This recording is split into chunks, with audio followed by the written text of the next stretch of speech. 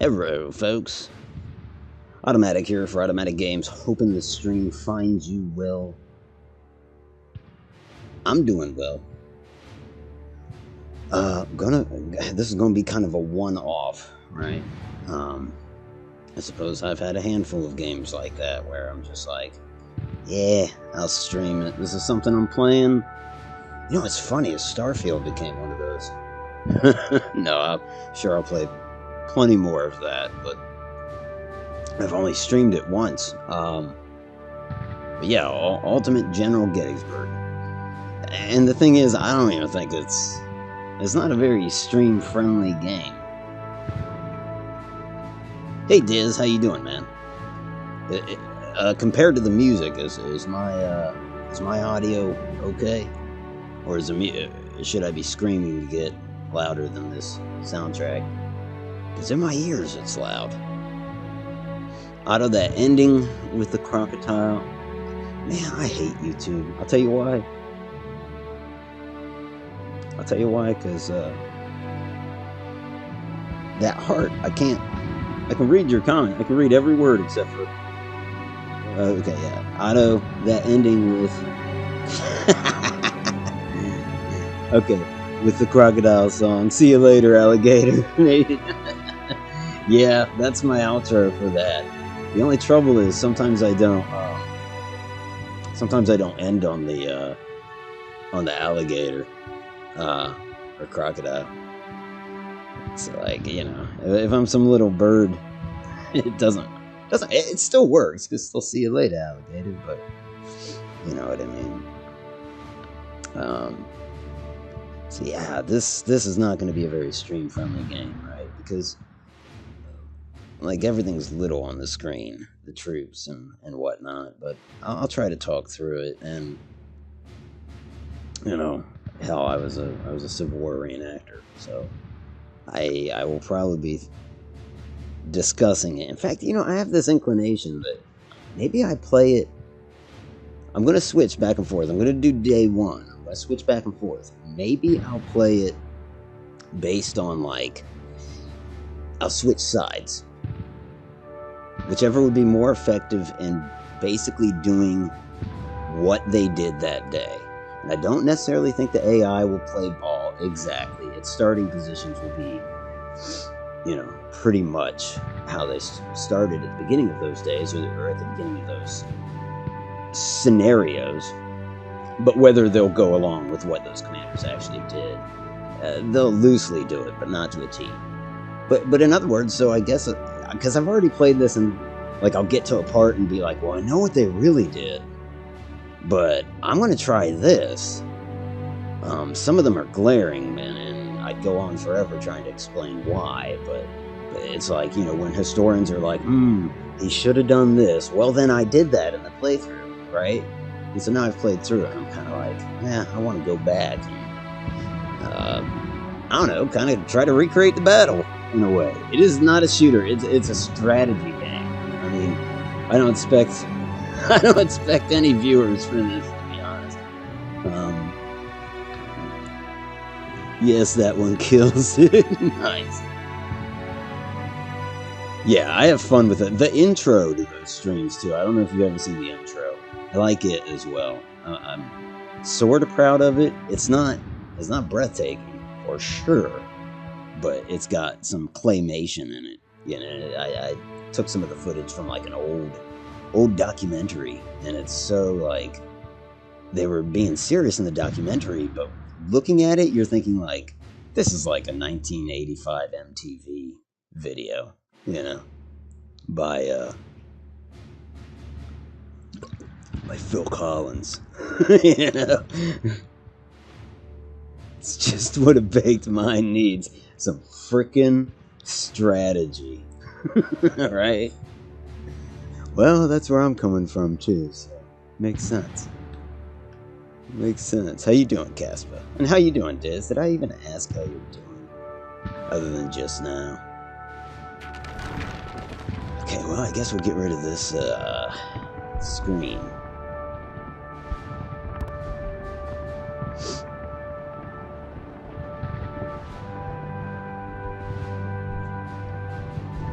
Alright, so I want to arrange the very beginning of the battle.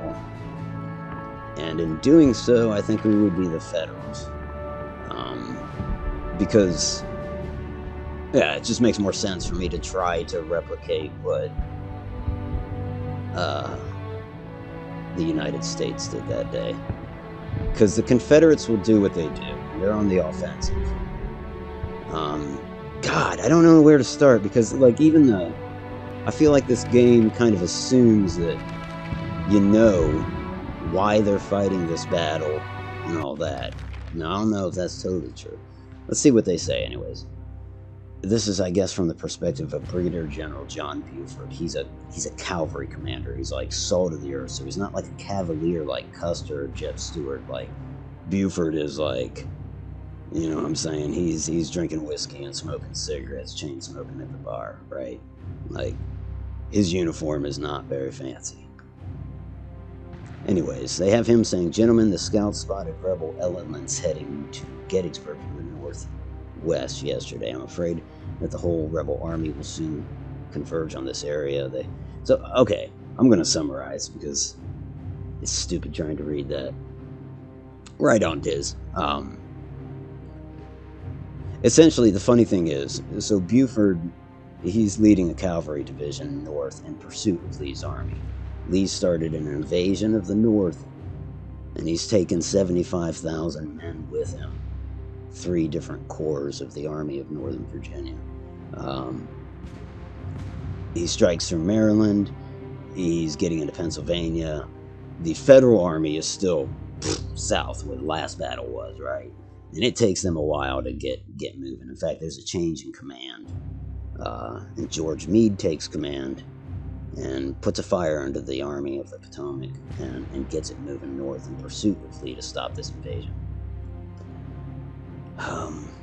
Why is Lee invading?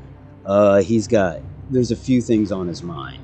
And he had to go to Richmond and convince them of this, because like out west in Vicksburg's under siege, and it's likely to fall. And there's some Confederate leaders that are like, fuck man, we gotta do something about the West. And then Lee comes down with this plan like, hey, I'm gonna go on the offensive instead of these defensive victories we can get him. But he convinces him, because he's Robert E. Lee, right? And so now he's heading north with the objective. One of the main objectives, side objectives, if you will, is food, because Pennsylvania is rather untouched, right? Like if you're leading an army through Virginia in 1863, this place has seen nothing but war. It's got 2 armies basically using up all the food. That's not going to be the case in Pennsylvania. Pennsylvania, there's going to be crops. Now, of course, the overall strategic goal is to threaten the North, turn the political situation against Lincoln, maybe even threaten Washington, although he is moving more towards Harrisburg, Pennsylvania. To that end, I think I'll add one more aspect of his invasion that he's hoping for, is that he gets to Harrisburg, because there's a rail line connecting east and west there. If he can disrupt that, he can disrupt supply to the Western Theater. And that's kind of 2 birds with 1 stone, if I'm dovetailing back to what I was telling you about what Confederate leadership thought, that like, shit, we gotta do something about the West. So there is a little bit of that element in there too. But it's still a gamble, right? As you can imagine.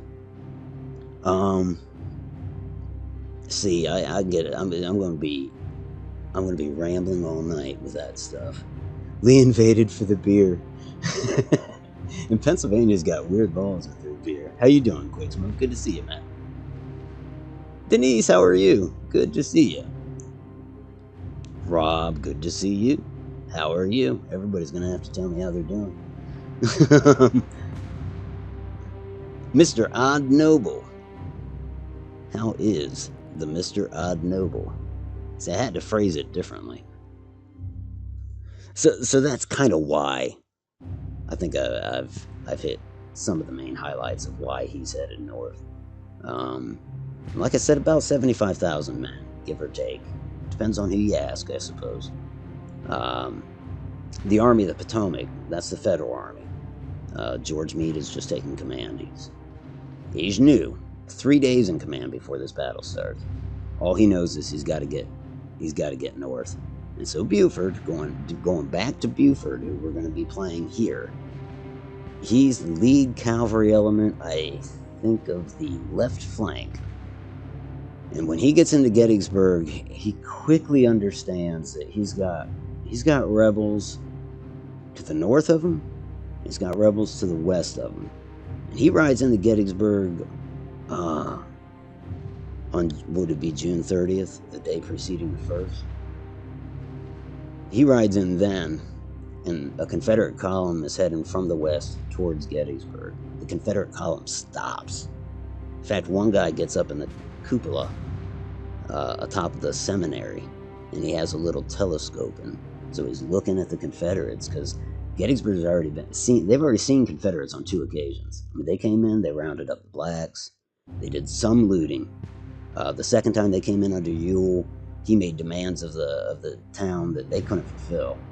Food, shoes, horses, he just gave them a long list, and they're like, we can't. How can we do that? We don't have all that. So he's watching them from this cupola, this unnamed guy that's climbed up there. And he sees that they've stopped dead in their tracks, and he sees officers come out, probably Pettigrew and a few others, and then they turn around and they leave. And he said it was only then that he looked down and he sees this blue cavalry coming into town. And obviously, his heart swelled, because you're seeing the army now. Well, the cavalry. So Buford knows he's in between the Confederate forces, and he's going to force a fight. In other words, he's going to sit here knowing that they are going to come this way in one sense or the other. If they want to join up, they've got to come through here. He's put himself in a precarious position. He's contacted the army and said, bring me infantry as fast as possible. It's kind of crazy, because with his 3,000 cavalry, he's going to try to fight off a Confederate corps. I want to say the Confederate 3rd Corps under A.P. Hill. It's 20,000 men. Buford's got 3,000. And this is what the game's going to look like. And it's just going to sound like me talking the whole time, right? I'm going to catch up here. Tell the story again. Pennsylvania is a very weird topography. That's true. That is true. It's funny, not many rivers. A lot of hills, a lot of creeks, but a lot of hills, which become extremely important, obviously, right? Odd Noble says, I'm doing good. Otto, got my blood work results today, and everything is good except my cholesterol is high. You and me both. Got to focus on eating better. Good to see you streaming. Thank you, and glad to hear. Glad to hear everything came out all right. RP, didn't you fight in Gettysburg? Are you going off the beard? Because I'm sure you've seen a picture of a Civil War general somewhere and thought, is that Rob? I think JPEG comes to mind too. Denise saying hi. Doing well, Denise. Doing real well. So, okay, we're gonna try to do what Buford did to the best of my knowledge. And I should have already done it. So vedettes. Vedettes are basically, kind of what you would think like a squadron of cavalry. It's not. This says 176, but that'd be a hell of a lot of vedettes. But anyways, he sends mounted troops up the Chambersburg Pike, because this is where the Confederates will be coming from the west, down this road. And if we turn on the elevation, we see that McPherson's Ridge right here. We got some good high ground. We've got a creek in front of us. And so he will occupy that. And ultimately, he'd like to go as far forward as possible and do a fighting withdrawal, because really he's just got to waste the Confederates' time. That's it. Just waste time until the army, some serious corps start coming up. We're going to move our cannons up onto McPherson's Ridge. Like I mentioned with the vedettes, he sent them parallel to the Chambersburg Pike, and so he's going to do that. It's all gonna be blue arrows here in a second. We're gonna want to go around the elevation, I think. Speed is our main concern. And skirmishers, we'll just move them up. One of the lines from the movie I enjoy, like where they're asking General Buford what the plan is. He says, "Well, we'll go into the town, make the good people happy. That'll make the good people happy." I don't know how much of a consideration that really was for him, but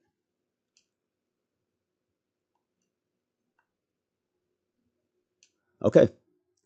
Oh, and Buford himself with his staff. They'll move up to the ridge as well. And we'll zoom in and watch all these little... It's like a 2D game almost, right?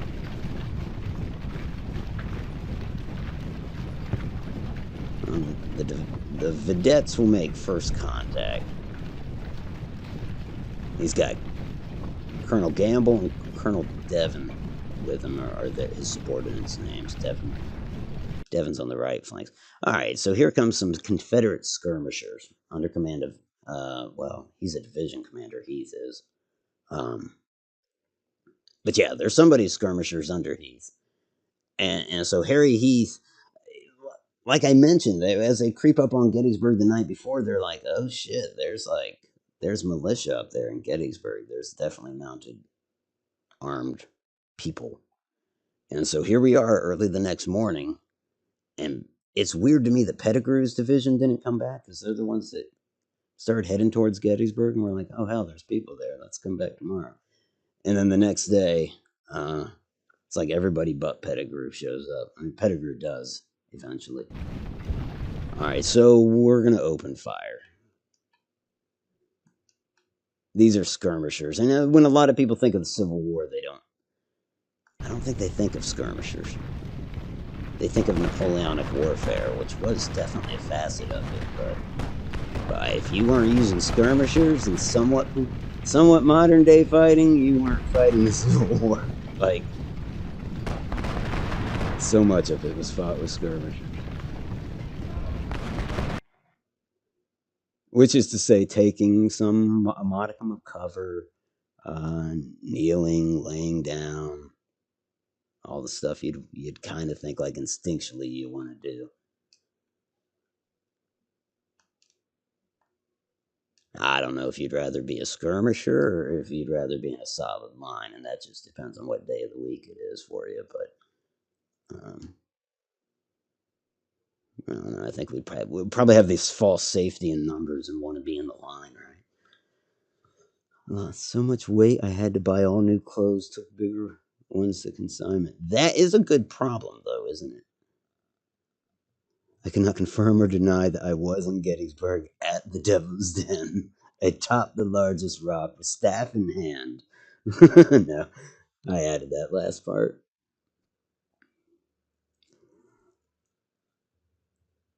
Greetings, Grayson. How are you, my friend? Diz says, those men were some tough mothers. They really, unimaginable.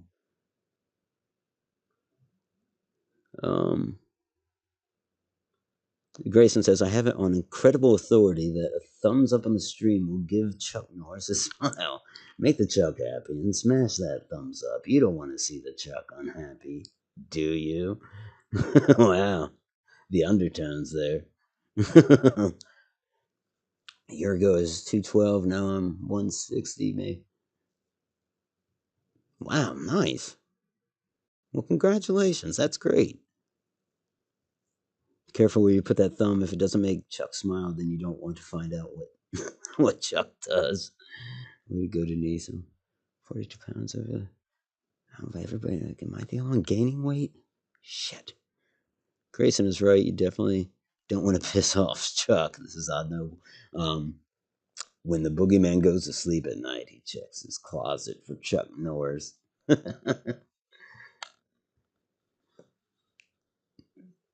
Gave you that Manjaro shot, and that was it, huh? Stalled but recently started the blueberry kale punishment. I think I saw you talking about that, or I heard that somewhere along the line, probably in one of the streams. Yeah. Blueberries and kale in the smoothie sound good. Ooh, blueberries do. Blueberries do. So we've got both vedettes. Any changes to the plan? I'm thinking they could try to flank more. I don't know how many casualties they'll take if they kind of try to run past these skirmishers. Because if we can shake these guys' confidence, at least they'll back off, and we can take back Hers Tavern, um, which has no strategic value whatsoever. It appears, other than the high ground west of it, which is kind of hugging the map border. Anyways, here we go.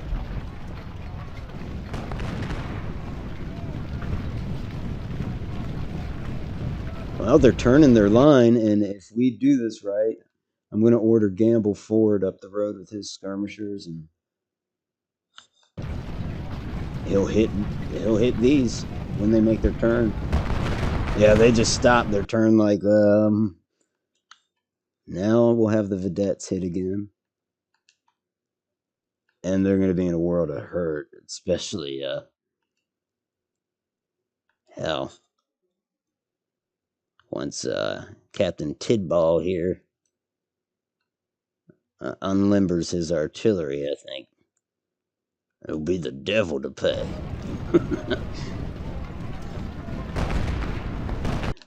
Alright, Gamble skirmishers need to stop and fight.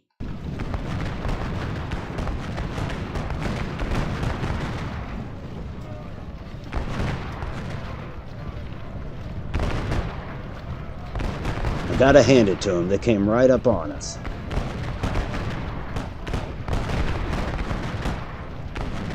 But that is an untenable situation. I'm not going to throw up the wings. Now we've got... Okay.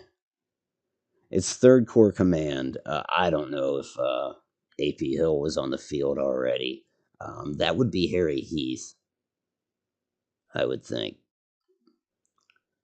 He's a division commander. He's in charge of essentially all these troops right here in the immediate vicinity, and he is the reason the stream is named what it's named. The situation is very confused.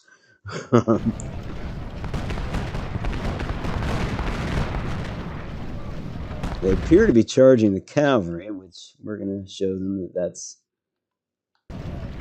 actually a mistake. The cavalry can charge them. These vedettes, I don't know if there's really nothing tactically in it for us for capturing the tavern. I love these ballsy Confederate officers that are riding right up to this cavalry. Alright. These guys are routed, and so we are going to withdraw our Gamble and his vedettes. We'll keep our skirmishers in the middle here to just kind of hold the road until we get everybody back across, because here comes General Archer with 1,200 infantry, and they're setting up artillery. Speaking of artillery, I'm a dumbass. Let's unlimber those guns and get Tidball firing. Have these vedettes withdraw.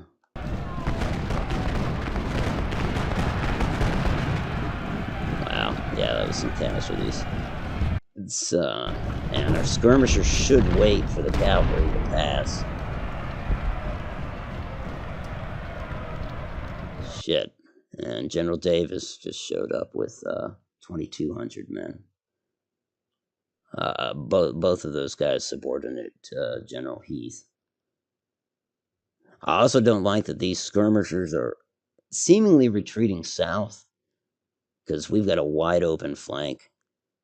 I don't know that they would do that, but the upshot is we do have the high ground.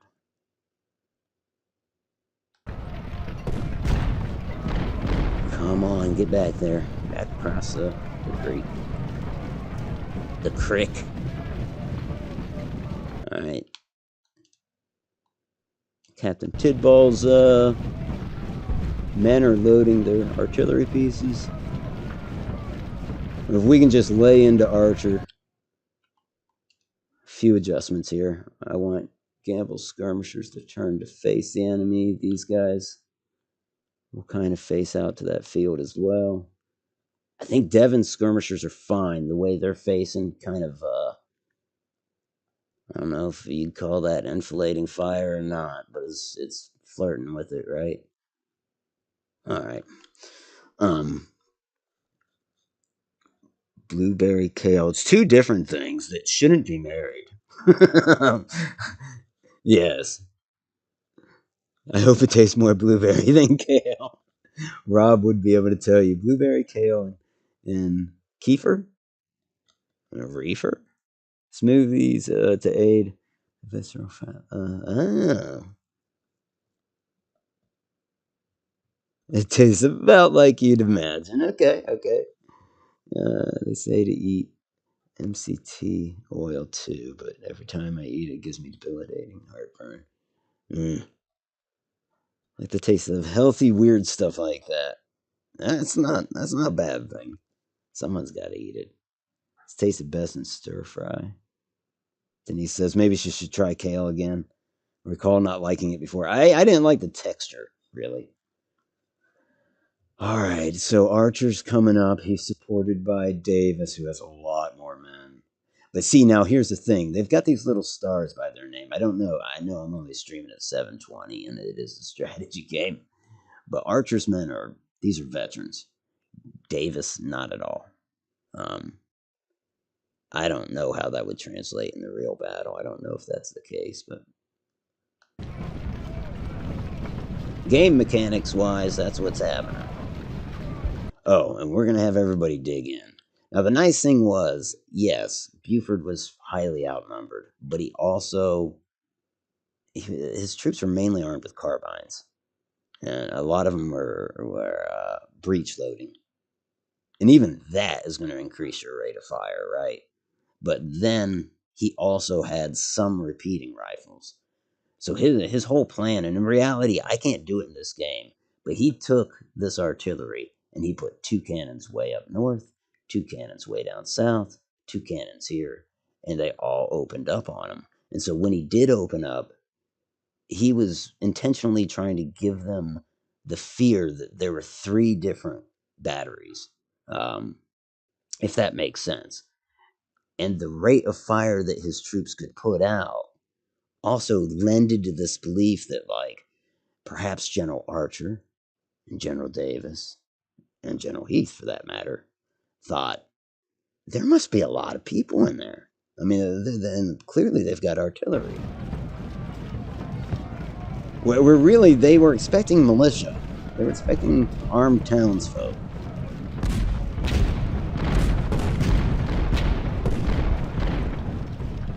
Here come those skirmishers. I knew they'd be back. Napoleon taught us something about that. Well, really, his adversaries did.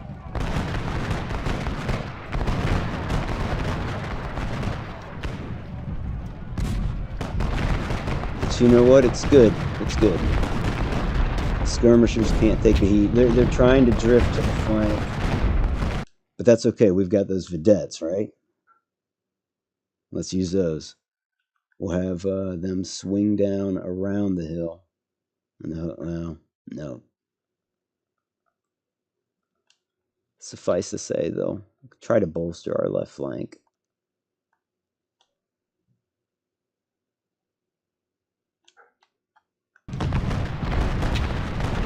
God, Devon's skirmishers are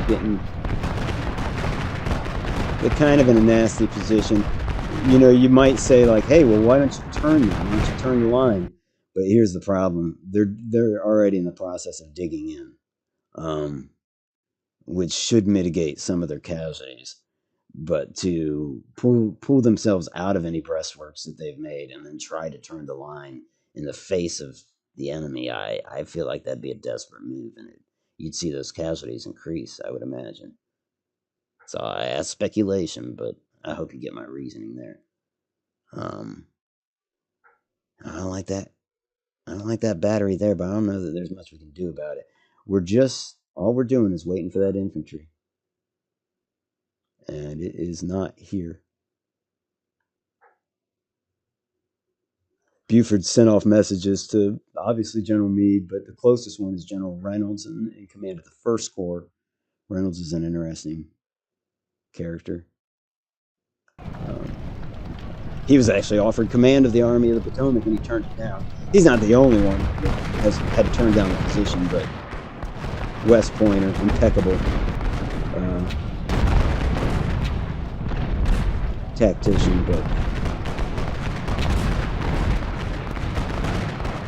but alas.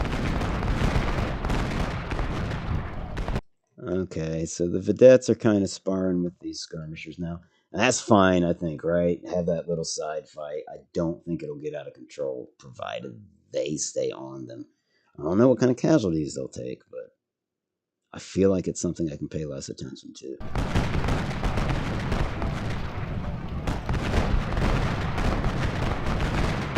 At 9:45, we'll have a council of war. The Iron Brigade has arrived. Okay.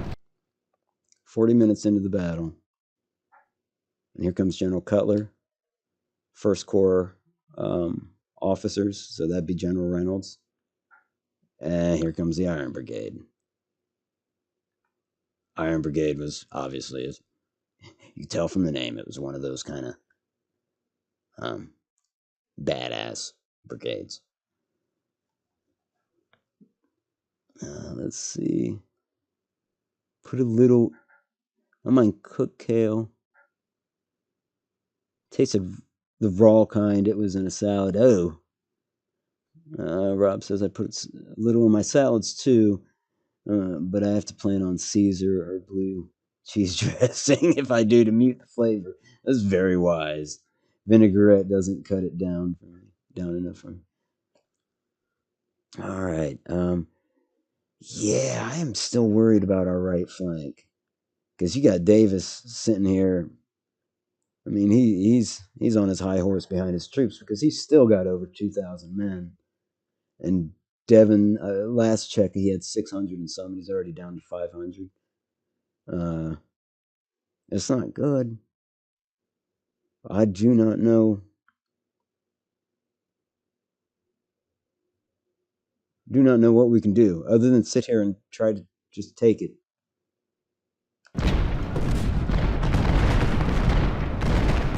Just keep digging in. Their artillery is going nuts on Gamble's skirmishers. Which Gamble skirmishers, I might, and that's them, I might uproot them and have them head south because they're the least consequential to the fight that's in our front. And I don't like the way these skirmishers they seem to be entertaining the idea of going after the artillery. Speaking of which, what does our artillery do exactly? Actually, let's do something more pressing. Now these brigades are moving. As for Cutler, let's see. Let's get him across here. He's in column, so I don't want to go right for the front. I want to revisit him before we actually deploy him. So he's got a long trek. And the reason I'm putting him up here is because Cutler was positioned to the north. Yes, I'm a nerd. I'm sorry. Because, yeah, he was the northernmost brigade. So right or wrong, I'm going to try to recreate what they did. What I don't know whether or not he did is move the quick step. It's going to hurt their morale, but I want them running. Now, as for the Iron Brigade, boy, these poor skirmishers, they don't realize like the one of the most hardcore United States military units of the time. Well, a lot of them are Wisconsin units anyways. Is creeping up right behind him. And we'll deploy into line somewhere around there. They will march because they're badasses. Wainwright's artillery. He'll head north as well. Kind of try to stay behind the Iron Brigade for protection, and then we'll deploy them up on the hill. I think we're good to go.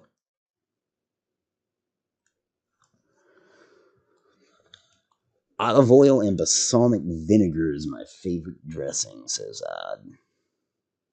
I don't know what my favorite is. I do like a Caesar dressing. I like Italian dressing.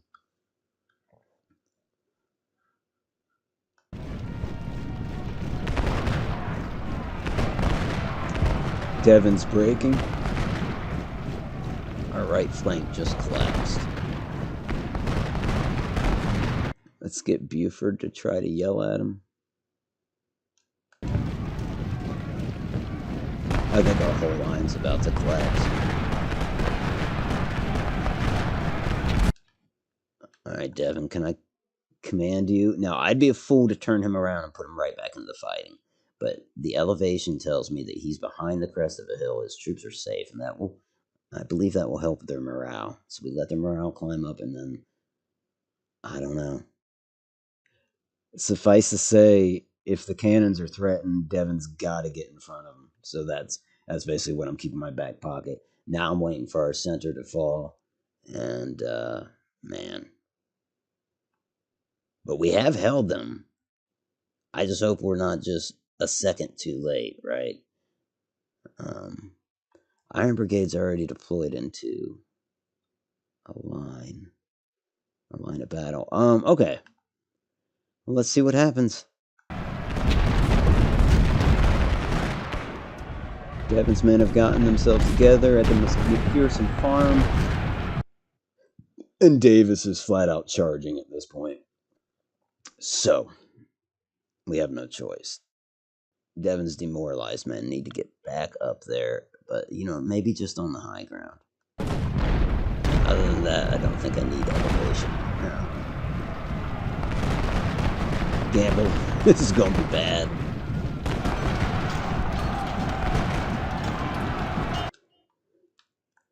These skirmishers forget their breastworks. They need to hop out of their foxholes and try to repel Davis's charge. Archers supporting the charge. Our cannons, man.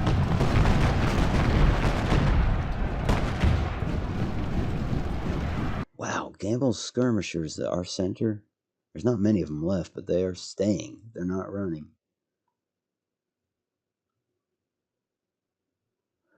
Their skirmishers are running back across, and that's a frustrating thing. I mean, they're just, all they can do is harass us anyways.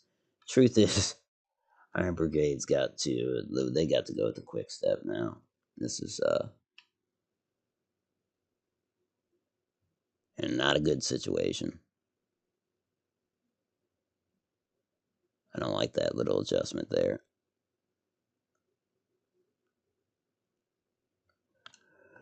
That's what they're doing. And Cutler, forget your long walk to the position you historically held. I'd like them to get into line of battle. And we'll have Reynolds go meet with Buford. At least in the movie, he's like, how goes it, John? And he says, there's the devil to pay.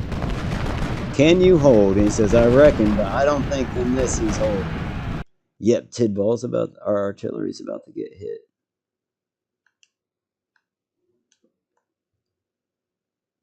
I think our artillery's about to get fucked.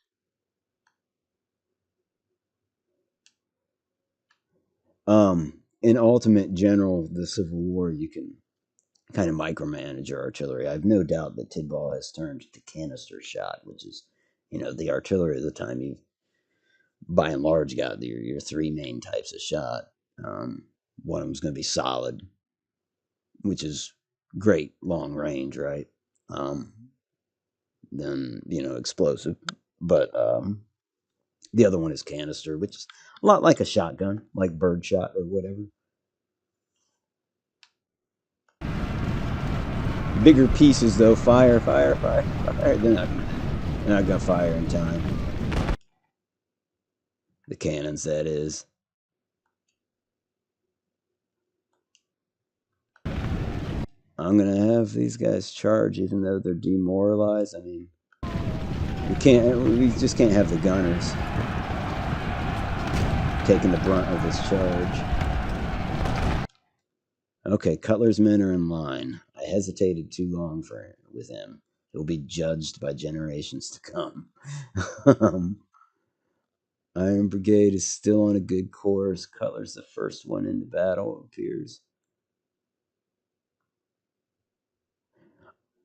I'm just going to set the vedettes to, like, perpetually harass these guys. And that might be their current orders, but we'll reinforce those orders. No one else from the First Corps is here yet. But, yeah, General John Reynolds is in charge of the First Corps. He's now in charge of the battle. He kind of relieves a much, like, appreciative Buford of command. And so he will command the battle moving forward. The game does not reflect that. And look at that. Archer broke. Davis ran too.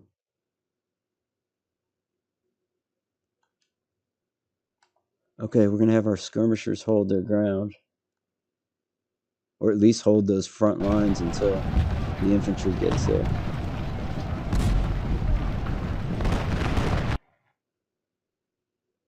This is tricky. Like, what would you do? We're holding this hill. Right now, Cutler's brigade is behind the hill, so that artillery can't hit him. His troops are completely safe. As soon as he crests this hill, he's putting himself under fire. Same would be true for the Iron Brigade. But you know, the more I think about it, Tidball's artillery is up there. If the Confederates would focus all their fire on him if they don't have any other targets.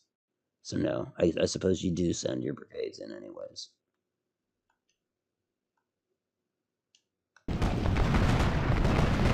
It's a sick calculation, but part of it. They're actually deploying Davis to the south to deal with the vedettes. No, they're not. He changed his mind. The situation is very confused. And so that would be on the Confederate side. Robert E. Lee gets on scene, right? He's like, what the hell is going on here? And General Heath's like, if you've seen the movie Gettysburg, I love the way that actor portrays it, because he's like, and it's true. He says, well, I thought we were dealing with just militia. And so I sent forward the pickets, and then my boys, they got the dander up. And next thing I know, it's Union cavalry. And then next thing I know, I'm fighting with half the damn Army of the Potomac or whatever. But he starts off the whole thing with, the situation is very confused. Just like that phraseology. And then Lee, what does he say? Is it possible you misunderstood your orders? No, sir. That you were not to engage. You weren't to get us into general engagement. Now, I guess that's later in the day, because Heath does say, but you know, now they're running. I mean, we're beating them. All right. These skirmishers are no longer an issue for me. I'm going to bring back the vedettes. I don't know that they can accomplish much. Historically, when Reynolds got on scene, he ordered Buford. He basically said, my men will replace yours on the line. I just want you on the flanks. Like you're still kind of relieved, but I mean, you still got stuff to do. But we're getting you out of the center of the fight. All right, so Wainwright's going to unlimber his guns and put them up on the hill as well.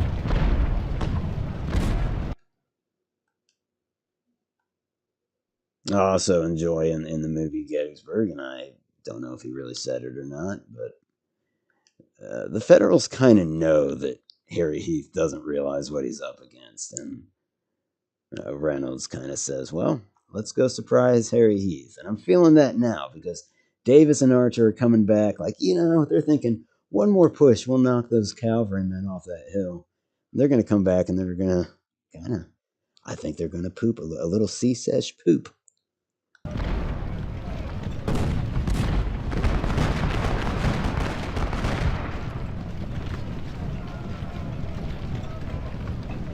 Have the Iron Brigade dig in. Cutler's Brigade, which is a little more exposed, but he's only up against Archer. Archer's got a lot less men. Veterans, but still. We'll get the skirmishers on the flank, just like the real General Buford ordered. And the other thing is, it's in the movie Gettysburg, but it really happened. When Buford got here, he surveyed the ground and he called it. He essentially called the battle. He said, you know what's going to happen here. I don't know. He's just an intriguing character. He'd be dead by the end of the year, but he didn't die at Gettysburg. I believe. I don't think. I want to say he died of sickness or something. And he wasn't very old. All right, we broke Davis. Davis was running back in the trees. Also, historically, the Iron Brigade moved forward. Let's do that. I mean, I don't think it's a wise move, but let's do what they did. After all, the Confederates are falling back. Oh, we're getting reinforcements. Speaking of reinforcements, let's see. We've got nothing. Oh well, we got two good brigades. Fucking skirmishers are coming back.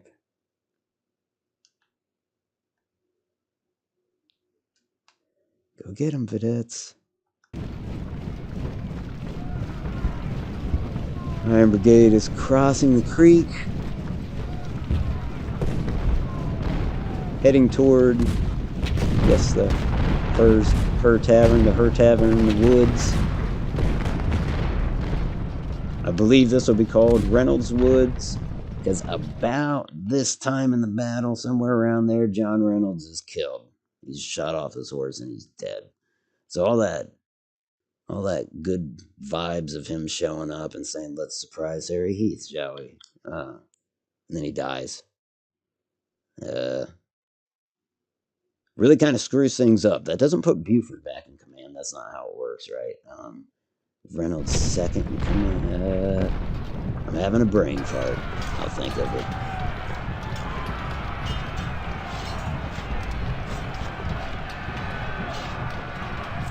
We're not going up against all of them in an open field. Since Reynolds is dead, we're going to roll play and get these guys to head back to the woods. Because, like, Heath's whole division is basically here now.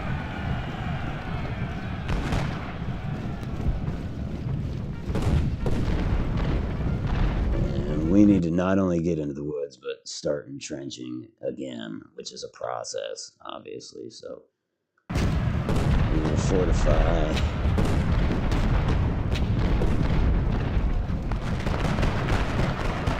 That's all right. I mean, this is a horde coming at us, but both brigades just fired a volley at Pettigrew. From here on out, it's like fire at will after that first shot. But hell yeah. I don't know where Heath's skirmishers are going, but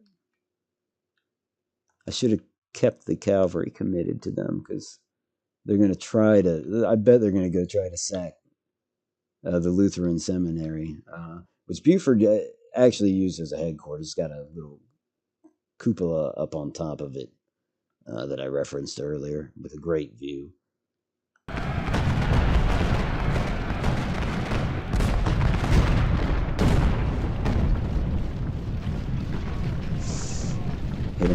volley. Nice. Yeah, they're wavering. No, they're gathering.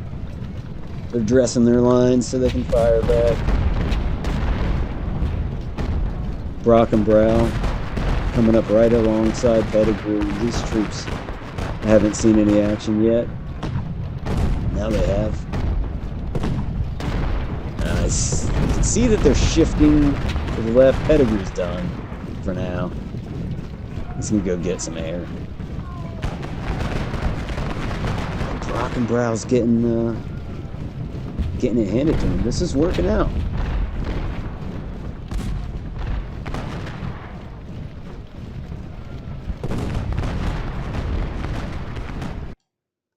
I hate having to deal with the side action. Oh. Well, look who's here. General Biddle's here, so that's... Actually, let's just attack. You already have orders to attack, but okay. Colonel Biddle, I'm sorry.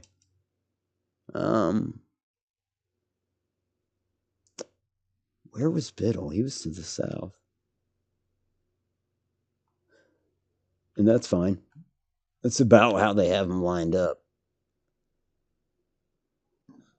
You know what? I hate that he has to waste time with this, but if he can fire at Heath's skirmishers, he might be able to take them out. I'm going to tell his boys to run. Yeah. At the double quick.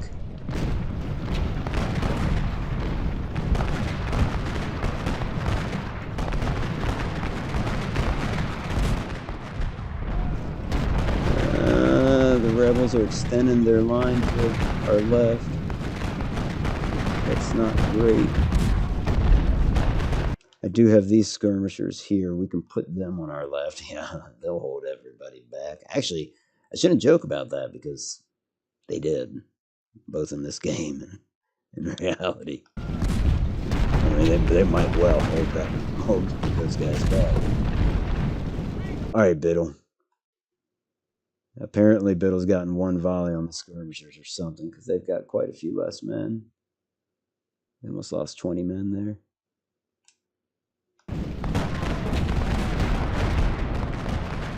No form on the left of the Iron Brigade. And Cutler's kind of in the wrong position. He should be further north in the Bucktail Brigade, I believe.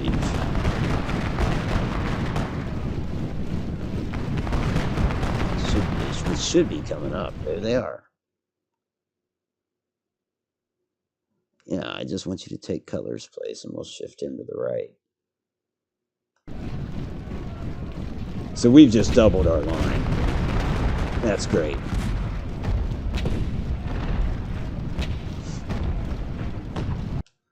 Let me pause real quick. Catch up. You used to like French. French, it does have a good taste to it. But yeah, I feel you. French dressing's great on a melt. That sounds good. Rob says, my first unit, we had a civilian unit admin who was artillery in Vietnam. Oh, wow.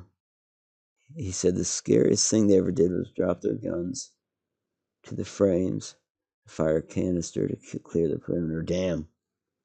They were still using ordnance tantamount to canister. I guess you would. They probably still do, don't they?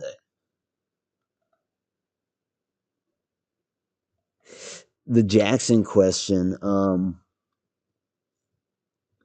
I just feel like Jackson would have taken those hills at the end of the first day. He would have taken Culp's Hill, at least. But I don't know. There's argument, because some people say, like, I can never really pin down who was on Culp's Hill at the end of the first day and who was on Cemetery Hill. Culp's Hill and Cemetery Hill are ultimately what would take up, they would make up the Union right. It seemed to be the position they were all talking about on day one, that Lee was like, take those hills if practicable.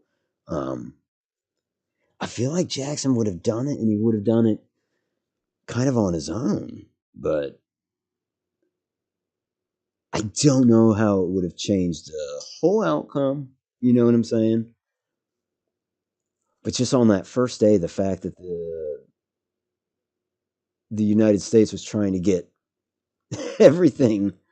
Um, God, it's by day 2 at 4 o'clock. The entire Army of the Potomac was at Gettysburg, so I feel like they have that window. And the weird thing is, I don't know if you're familiar with like the combat of on the second day, Longstreet. I mean, that's where you got the Devil's Den and Little Round Top and all of that. Longstreet's attack. Um, the crazy thing about that is he doesn't kick off his attack until about 4 o'clock. And it's like, that's one of the things that boggles my mind is like, on July 2nd, why is he squandering those hours? Why are you starting this attack so late? Why are you essentially letting every Union brigade converge on this point before, you know? It's, now I know his intel sucked. I mean, that's something I should make clear is, it's funny how I say like Buford rides into Gettysburg and he not only knows there's Confederates to his north, he knows that the Confederates to the west are AP Hill's. It's AP Hill's Corps. He knows how many divisions that consists of. He knows that the division that he saw last night were Pettigrew's men. He knows that these are Harry Heath's men. I mean, like I said, he and Reynolds are talking about surprising Harry Heath with infantry. That's a lot of information. Lee didn't know. I mean, his intel might as well be coming from Harry Heath at this point because he hasn't done a proper scout yet. He won't do that until tonight. But his information is it's militia. Oh, well, now they got cannons. Well, this is Cap. Next thing I know, I'm fighting it. You know what I mean? Like, that's his intel. That's, I don't know what made me go off on that tangent. Something about what they knew. Don't think they call it canister anymore. Ah, gotcha. But that is a big question. Because Stonewall Jackson gets replaced with Ewell. Right? Yeah, Second Corps was Jackson. And that's going to be Ewell at Gettysburg. And Ewell's very cautious. In fact, he was critical of Jackson. Well, I don't know if he was critical of Jackson's audacity. It's hard to do that. I think when people are, especially in the 19th century, I think when people are critical of someone's audacity, they're jealous. Because usually those people are making a name for themselves or something. And so I should clarify that Ewell did not criticize Jackson's audacity. He understood that that's what was getting results. But he said there was no communication. Like it's kind of one of those last minute commands. You're not in the room where it happens. I guess in this case, you're not in the tent where it happens, and that's a problem because I don't know. I guess that's just your flavor of command, right? I'm sure you had some commands where the subordinates knew the big scheme of things, but that's not limited to Jackson either, because when Reynolds died, 15 minutes after showing up on the field and deploying the Iron Brigade, when he dies, nobody knows what his plan was. Other than the stuff he said to Buford and his immediate staff, Abner Doubleday, that's who took command after Reynolds died. He doesn't know, because that's kind of one of the things that he said. Like, I guess we're holding. Like, speaking of holding, I guess we are holding. We can have these skirmishers dig in. They came real close to pushing us off this hill. The Bucktail Brigade is here, and they're like, where do we fit in? God, just dig in. I was about to Nope, I already did. I had Cutler come out of his trenches, which basically destroys them, which is weird. I hate doing all this. It's just what I'm doing now is like beyond dumb. Because Rob, I'm sure you know, like maneuvering in front of the enemy, at least, God, especially Napoleonic warfare, like that's a big no. Don't. Right? Especially you've got breastworks.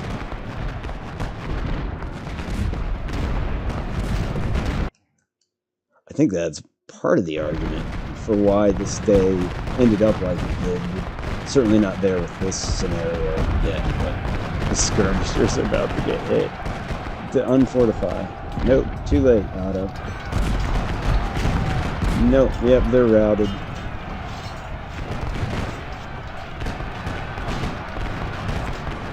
I think Tidball better move too.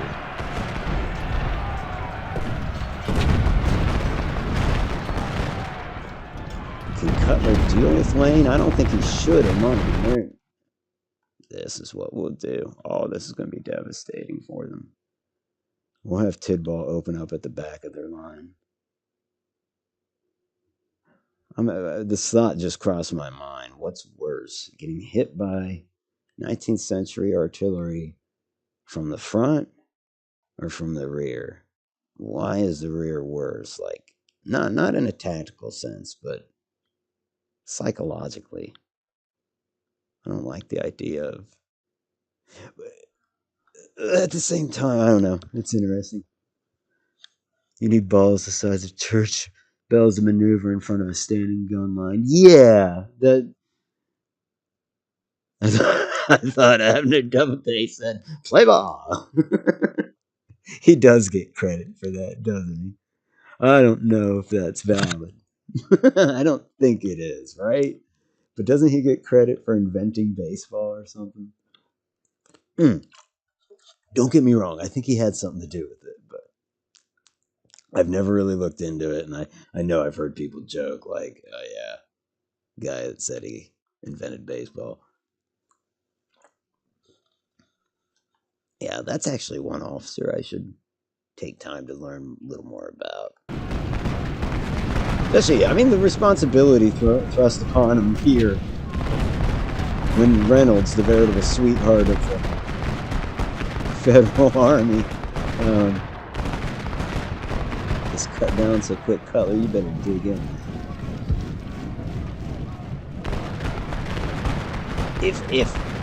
If we could get Brock and Brow to back off, I could have the bucktail.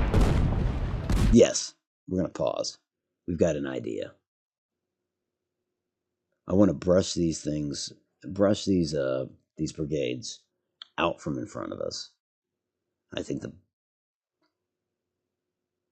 720 men. I almost think the best thing we could do, they just fired a volley, is have the Iron Brigade basically run up on them.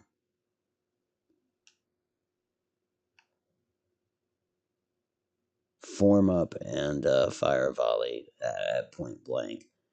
Biddle will follow it just to keep a consistent line. And he is looking at Davis's flank. Now, this doesn't mean he'll run up here. He will stop and fire.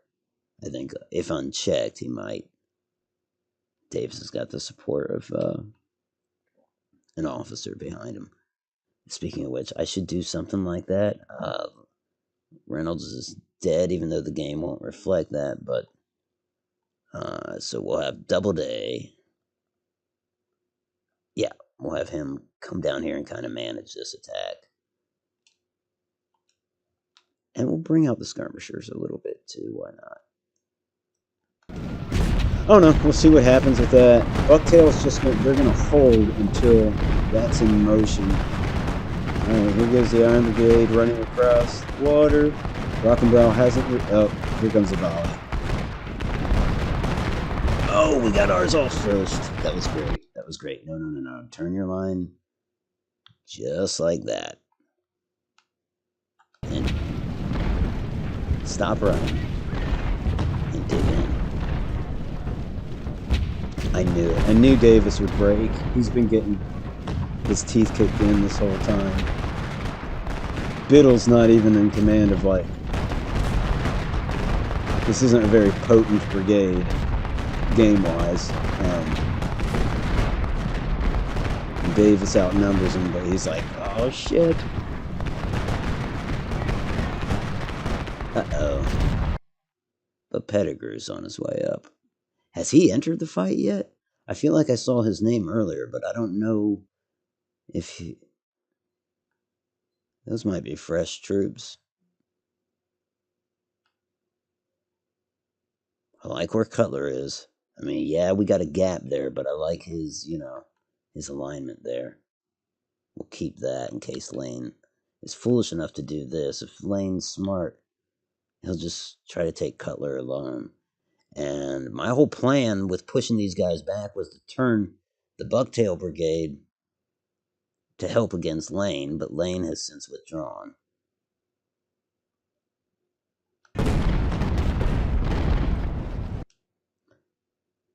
Do we have any more troops that have come up?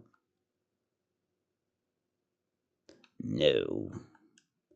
But that's a lot of skirmishers that I have forgotten about. Devon skirmishers. We'll put them on our right flank. Well, no, we'll put them at the gap, I'm sorry.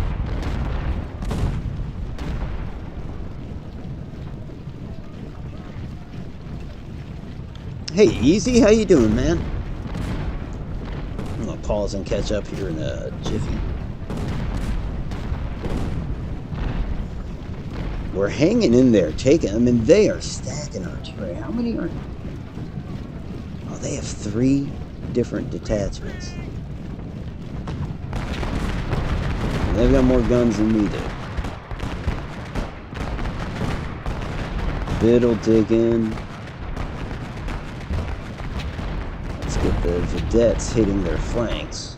Because why not? Because it's Davis. He's going to break. He's very uncomfortable right here. He's firing off messages saying, do I have to be here? Why do we have to fight? I shouldn't.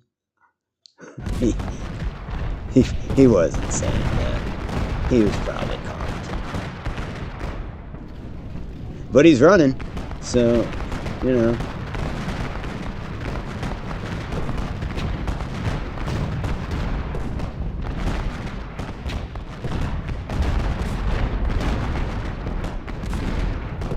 Shit. Oh, wait, here's what we can do. We can have Biddle be the hero by turning in on Pettigrew.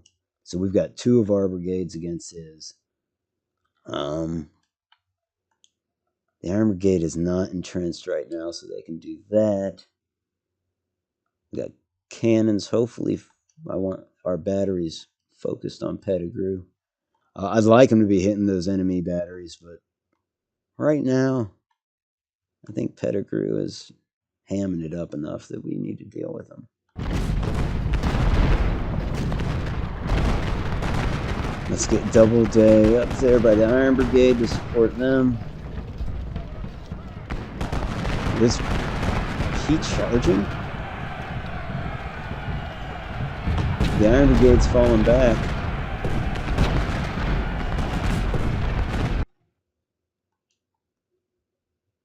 Okay.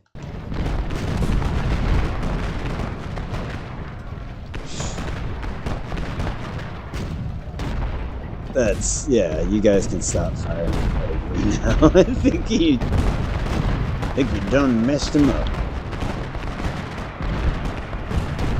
In the proper military parlance, you done fucked him. Alright. Iron Brigade is down to 700 men. And I need them back on the line. Yeah, Biddle, you're looking... sticking out like a sore thumb, and I don't think that's a good idea. Let's have you come around like that. And run.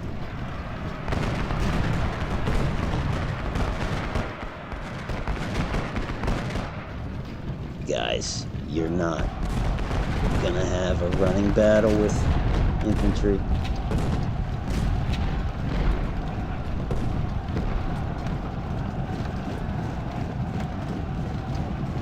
Lane gets in here, and he's gonna go after the Bucktail Brigade. We're gonna have Cutler move forward, probably just about here, and give him some enfilading fire and a quick how do you do. Oh yeah, let me catch up. He's the father. Oh wait. Oh yeah, balls. That was the last comment. He's the father of modern baseball. Doubleday Field in Cooperstown is where the Hall of Fame game is played every year. Okay, I'll give him a little credit then. Easy, how are you? Glad to see you. Alhoon, how about you? Good to see you, my friend. That gap in your center looks attractive to Pettigrew. Yeah. Yep. Luckily we got up there. Albeit with what? Less than 700 men. Pettigrew's looking at us with 2,000. It's funny that he was the one that was here the night before. I think I mentioned that earlier, and he's kind of the last to show up in terms of this attack. What was he doing? That's what I want to know. Like, where did he go?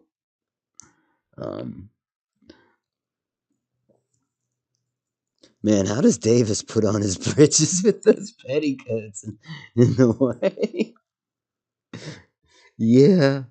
And is that Jefferson Davis? Hold on.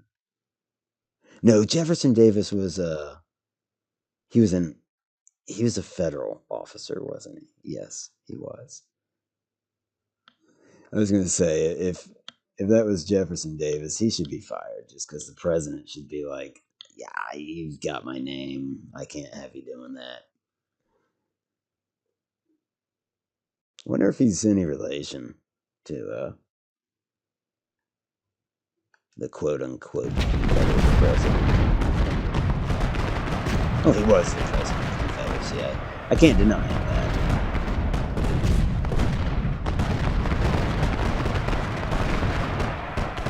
There is the federal sentiment that this secession never happened. But you can't succeed, so this isn't happening. Kind of argument. I'm making it sound a lot less logical than it really was, but we gotta fall back. Oh man, I'm telling you, our artillery is saving the day. Because once again, the infantry uprooted, and not bad infantry, just the Iron Brigade, and they've almost taken probably 40% casualties, which is insane. I mean, that's not good. All right. I was just having the Bucktail Brigade fall back in the hopes, truly, that the cannons would turn the tide, and they did.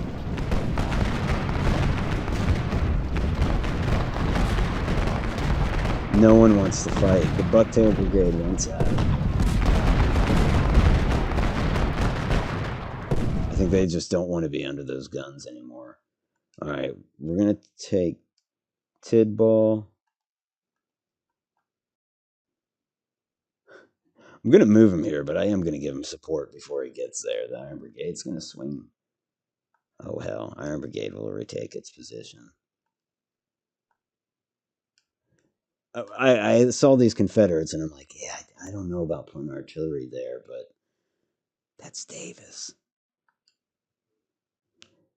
That's Davis. Shh, come here.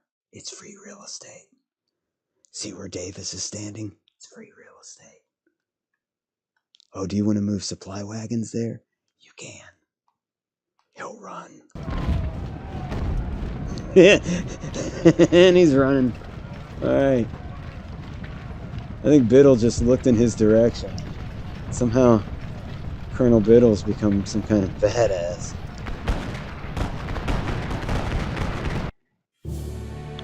Alright, there it is.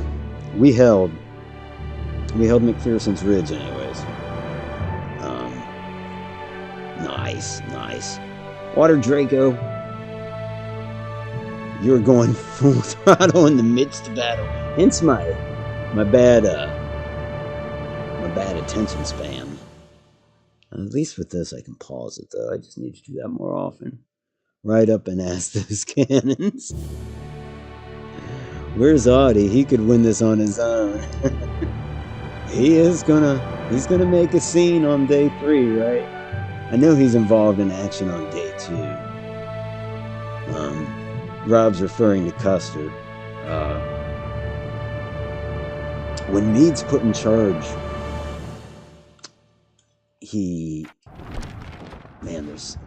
it's like I want to say one thing, but without the context, it kind of sucks. And so, like, in chat, if you would do me a favor and say, stop elaborating, Otto, I would appreciate it. But it just made me think that Custer was just like super recently promoted in terms of Gettysburg, right? And what that made me think of is the new commander of the Army of the Potomac, as of 3 days ago, is George Meade. And, you know, he puts a fire under the seat of the Army of the Potomac. He's getting moving. When he's put in command, it's an interesting kind of situation, because his predecessor was Joe Hooker, fighting Joe Hooker. And Joe Hooker is the reason we call prostitutes hookers. Okay, I just want to give you a little background on Joe Hooker. He's the reason we call prostitutes hookers. Anyhow, so he was an affable guy, right? Like, by and large, people said of General Hooker that, like, you'd get along with this guy. Like, well, I bet. I'm sure he's got all the finest alcohol and finest cigars and women. Anyhow, he's kind of like, he's not satisfying the administration with a loss of Chancellorsville, a terrible loss. Stonewall Jackson he rolls up the 11th Corps. I don't know. Anyways, Hooker is humiliated in this battle, right? And Lincoln, he's kind of like, you know, I feel like we should give Hooker a chance, even though Lincoln's been replacing these guys, and he's had problems with his general, serious problems, and he is not satisfied with Hooker, but it's kind of like, I mean, it may have just been bad luck, right? Kind of do. Like, you got your ass handed to you. I mean, I feel like you deserve another chance. This almost sounds like drunk history, except I'm sober. Anyhow, Hooker asks at some point, and there's a little tension. He lets the army sit for 6 days while Lincoln's starting his invasion. Some things are happening that the administration, that Washington's not thrilled about. And so then Joe Hooker says, you know, you have 8,000 troops over there at Harper's Ferry. I need them. I want them in my army. And the War Department said, no, absolutely not. And he said, well, you know what? If you don't give me those troops, then I'll resign. And President Lincoln said, okay. And so that was his way of getting rid of him. Was like, you know, wanted to give him a chance, but since he just kind of said, like, I'll leave, then let's take him up on it. Like, this, we're going to be able to tackle this now, whereas, you know. And so here now Meade's in charge, and the funny thing is, they tell Meade, like, they don't ask him if he wants to be commander of the Army of the Potomac. They order him to. Because they're sick of, they didn't like that they asked John Reynolds and he said no. They didn't like that they've asked other folks in the past. Ambrose Burnside, before he actually said yes, had said no. I guess starting with Robert E. Lee. No, that was command of all the armies. But anyhow, so like, yeah, he's ordered to do it. And they also, and so he says, I'd like those troops from Harper's Ferry. And Lincoln's like, absolutely.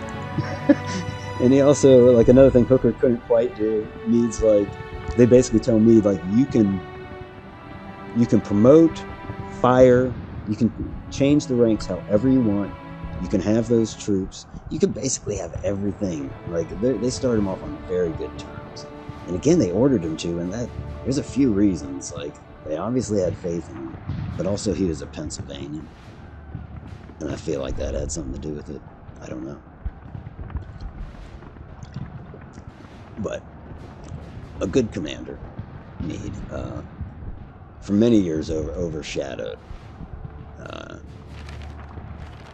or not highly thought of, particularly because of the end of this battle. He doesn't.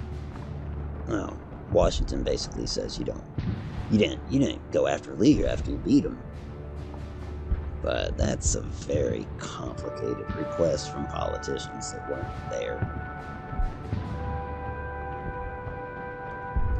Well, how would we do this battle then?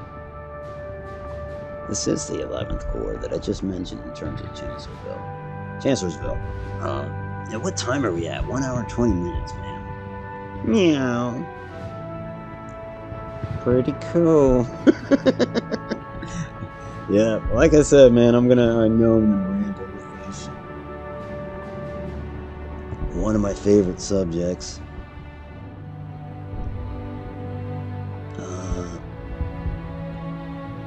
I also have top chat.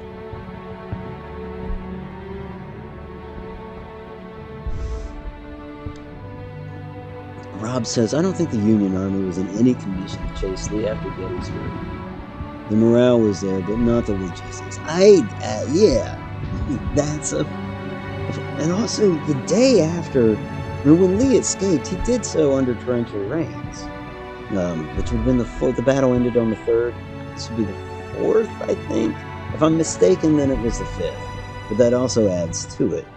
And they act like Meade just swatted away an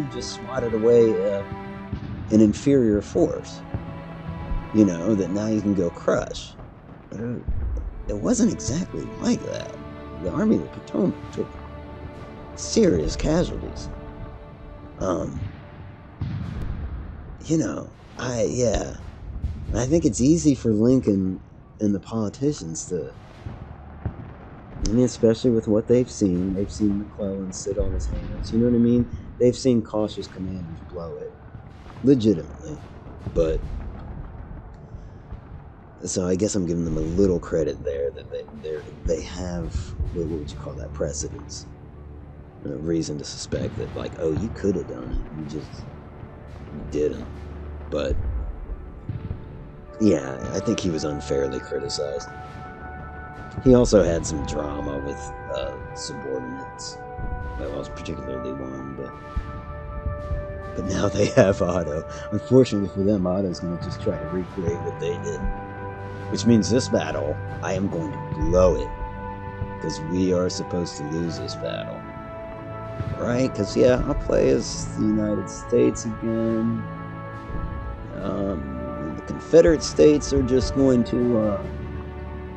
they're going to be on the offensive. I think they'll do it relatively historically, but... yeah, that's what I'll do. But you know what? I am going to take a break. Apologies for anybody that's early to bed. But yeah, I'm going to take a quick break because I am 1 hour and 20 minutes in. And then I'll start phase 2. I'm not going to go past the first day. And yeah. What we're going to do here is we're going to, like... So Gettysburg, if you're looking at this little map here, it was attacked from the west by A.P. Hill's Corps. Now Ewell is arriving from the north with his corps. That's 20,000 additional men. And the recently arriving Union forces have got to get up there as well. Obviously, most of them are going over to where Buford's fighting, but yeah, here comes this other behemoth gray column from the north. So you gotta do something. Politicians don't see the tactical situation. Right. And I mean, you know, so many classic situations of politicians just doing abysmally well when it comes to military stuff. I mean, I think you kind of saw that with Lincoln too. Like, he tried to micromanage early. They came back and said, "Here you go, congratulations, Bull Run," which was a big Union route, obviously. And the history did take note that Lincoln was very open about saying, "I got to leave the fighting men to these decisions." Now, I say that, and I'm sure a series of commanders of the Army of the Potomac will chuckle and be like, "Yeah, you think he didn't meddle? He meddled, but you know, it's the amount." Flank out here for a bit. All right, I will be right back. If in the meantime you gotta go, please be well. Otherwise, I will talk to you in just a moment.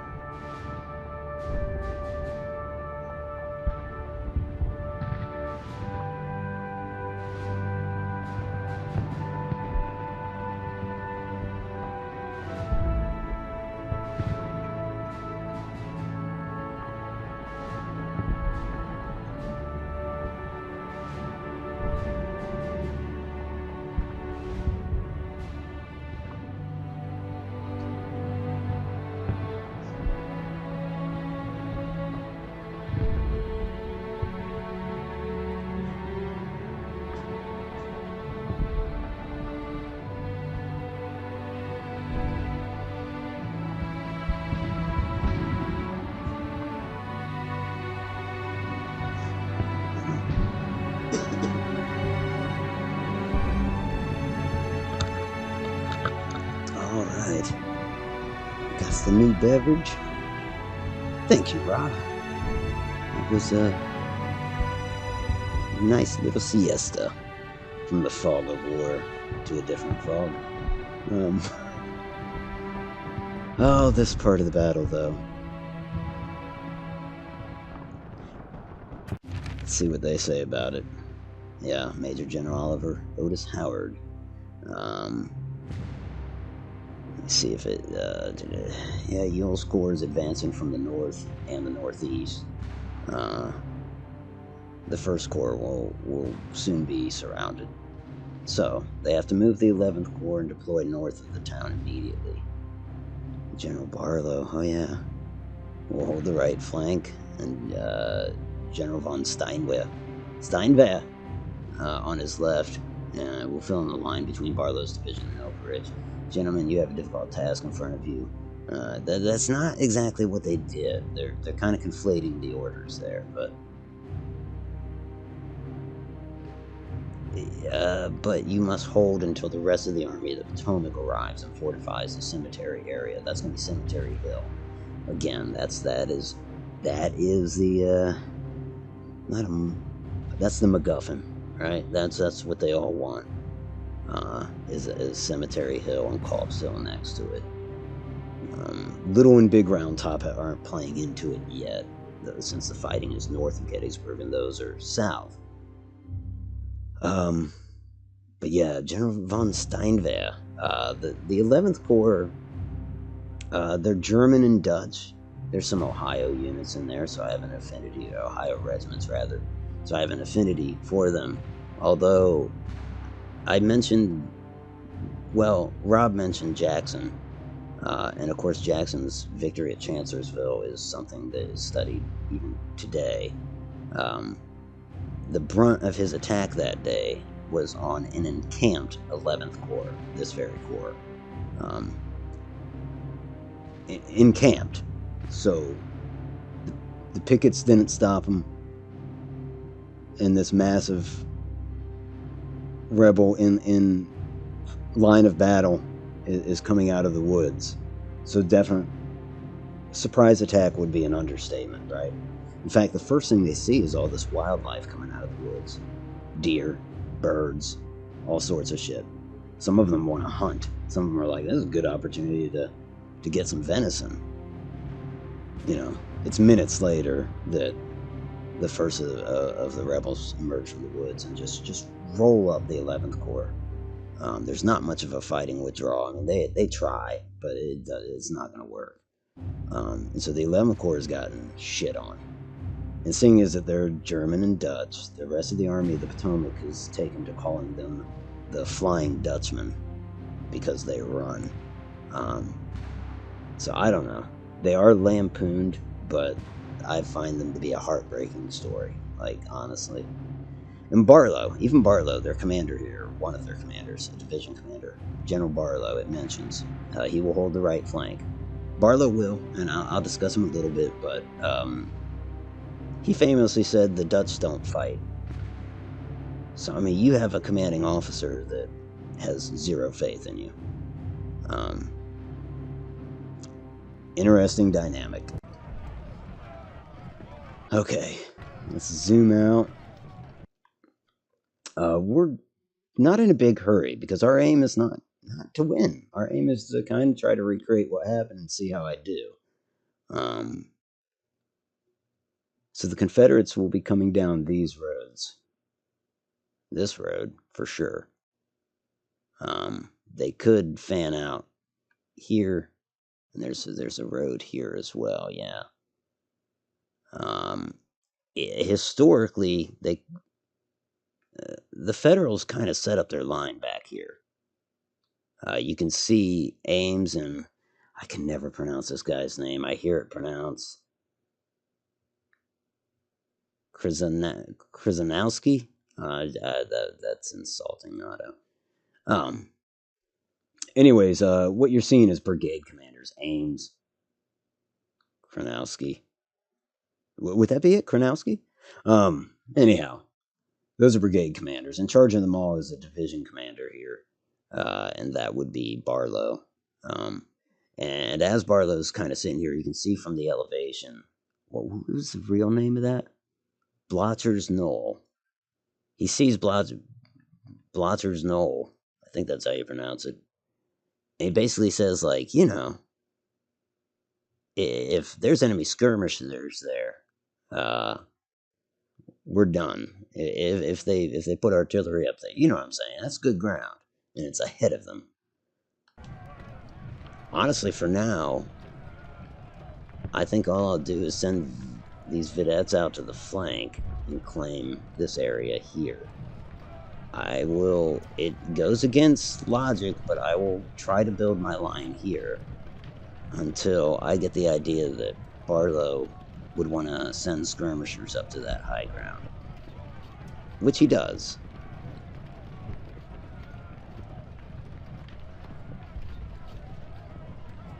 I guess he's anxious to see if the Dutch will fight, because he doesn't think they will. They will. They certainly will. The Germans and Dutch, the Germans showed us in 2 world wars that, yeah, they'll fight.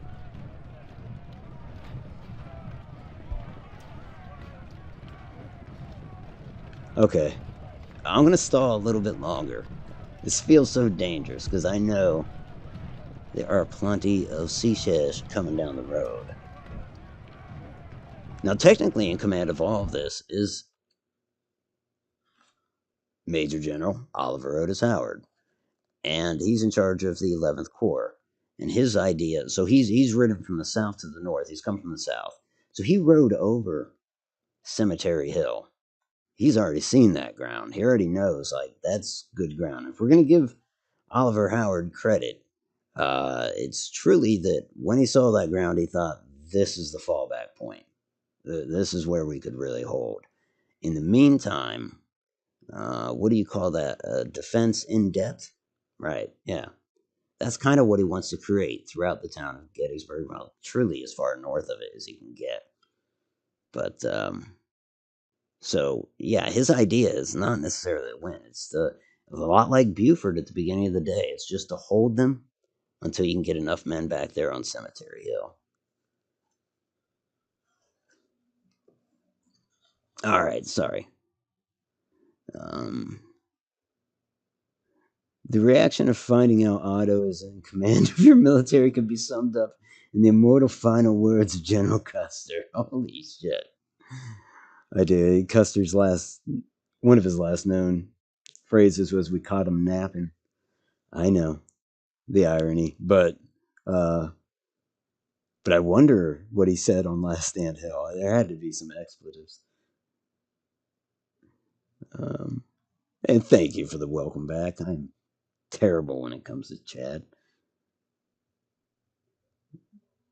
Map, I'm looking at names. Yes, Alhoon. Very good. That's exactly it. And that is why I cannot pronounce what they have written here. Let me show you what I mean if I can zoom in enough. Okay, yeah.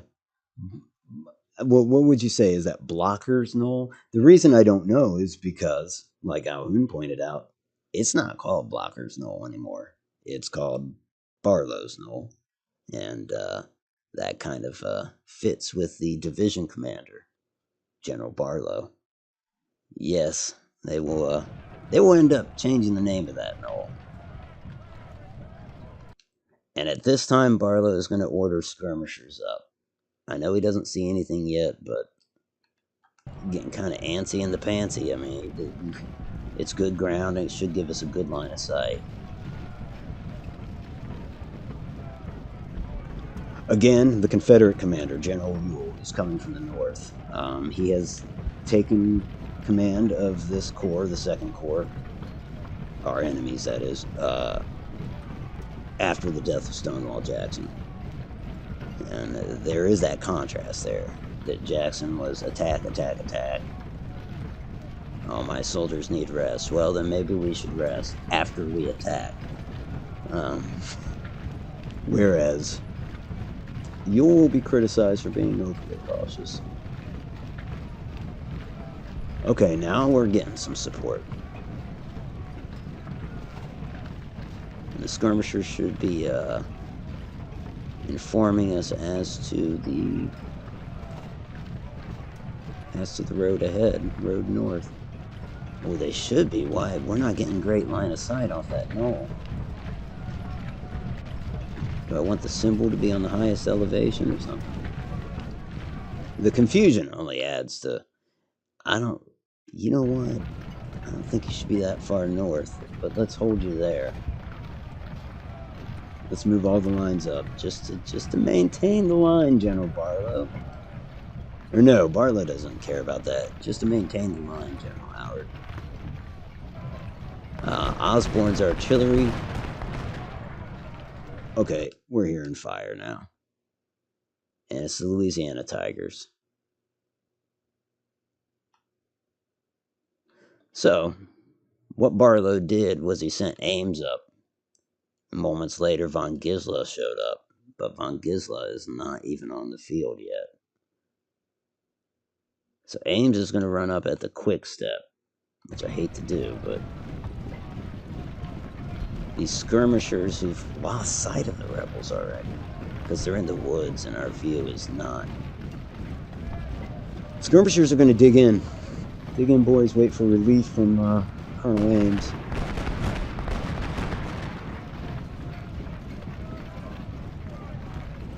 These guys will stay in reserve.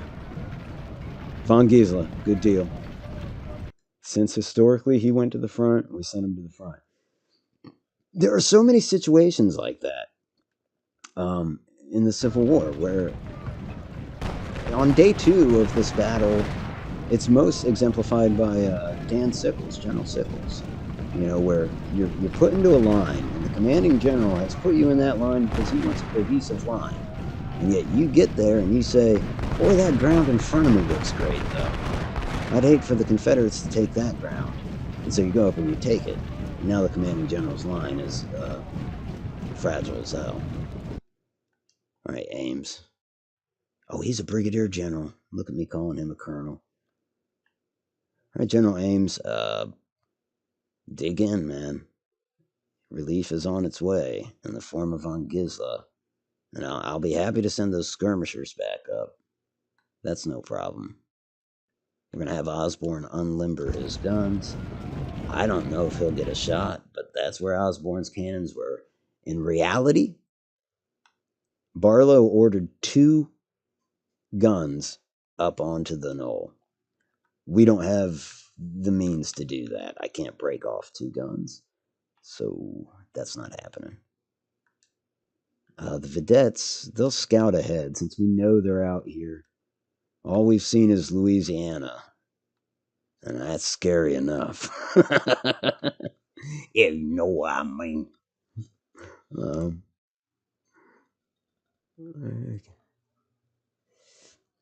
More schnapps. I think he commanded another brigade. I am right in thinking that this battle was very closely contested and could have gone either way.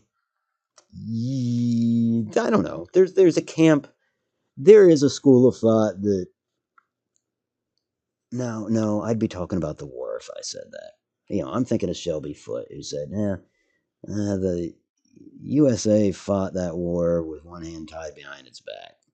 And the CSA it wasn't in the cards for him. But that's the whole war. This battle, yeah, I think if Lee had acted aggressively enough, it's possible he could have won it. It was 75,000 Confederates thereabouts, 90-odd thousand Federals. But the Federals show up over they don't consolidate their forces quick enough in this scenario where Lee is very aggressive. It was a very strange battle in that regard.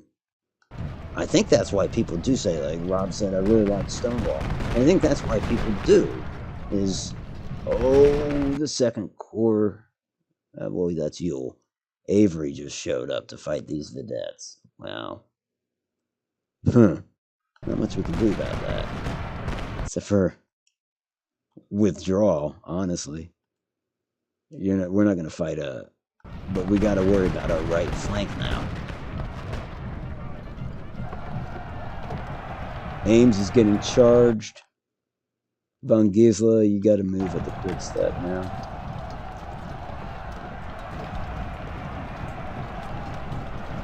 Come on, Ames. Repulse them. And now we got another Confederate brigade showing up under Commander Doles. He clearly came down this road. And what's screwed up is Avery came down this road. So, I mean, like, they weren't all confined to that one.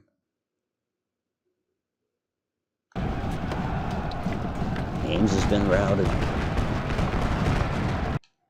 We're going to have Von Gisela halt and fire. Get the skirmishers up there, see if they can hold the guns.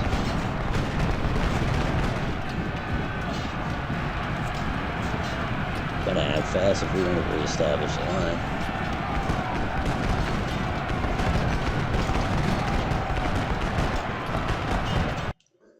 And then there's the right flank. But I'm going to say goodnight to the missus real quick.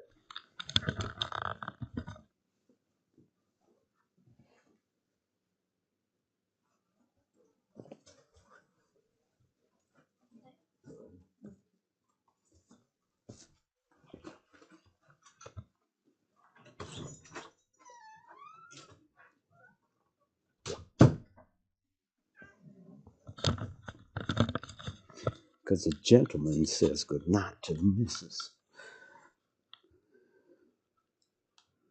Oh boy. Okay, so if this frustrates you, it frustrates me too. When being aware that the line was so close to the town, and the whole debacle with Barlow only sending a few men up there to the knoll, I don't know. One of the times I played this, I decided to just get the troops out there very aggressively and have a field battle here. And honestly, the rebels had the high ground, but I did okay. I did a lot better than this will pan out. Ames is getting it together. He's still withdrawing. The skirmishers need to stop, but not skirmish, just hold right there. We need to take that high ground again, and that, unfortunately, is going to be on you, Colonel von Gisla. Yes, push those people, as Lee would say. And Ames, oh man, see, like his morale has plummeted to 3%. I'd be wise to leave him be, but yes, I can leave him be. Because there are still rebels within range, so he can sit here and fire. Nope, he's gonna run. Get back up there. Get behind the skirmishers, like a proper Civil War line. This is a problem. This did not happen in reality, I don't believe, but I don't know. I don't know how. Truly, it's just my ignorance. I don't know how they held the right flank. Everything I've read about the Barlow's Knoll situation was rebels coming from the north and then doing that, attempting to do a defense in depth, but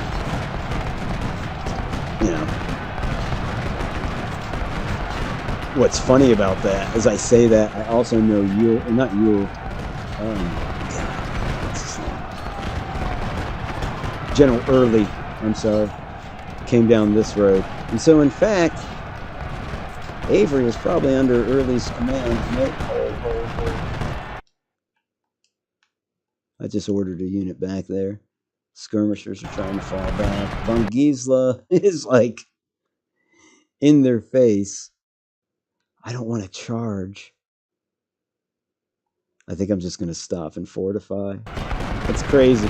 They can throw rocks at each other. Nope, they're in a melee.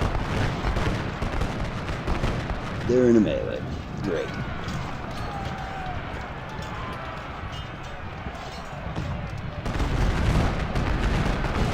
General Coster just showed up. Colonel Coster.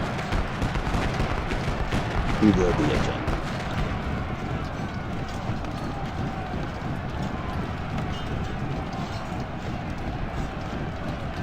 Talk about our defensive line being about as far back as it can be.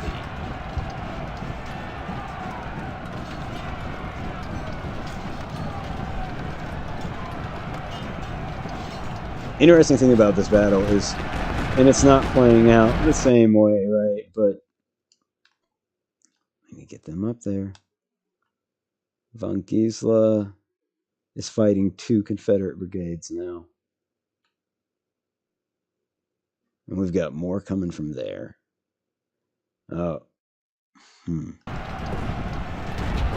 Okay. We've got to adjust some lines and dig in.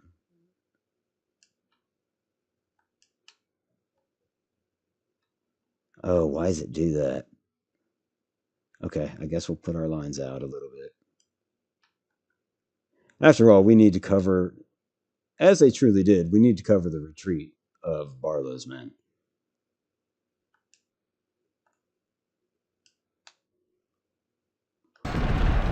If we can get 3 brigades in a line, I'll feel some confidence with that aspect of the battle. Is Osborne even firing?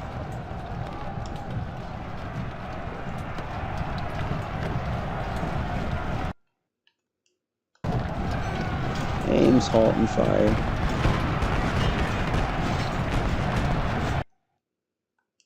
Skirmishers have kind of flanked them. I don't think it's going to matter at this point. They're just sitting up on that hill.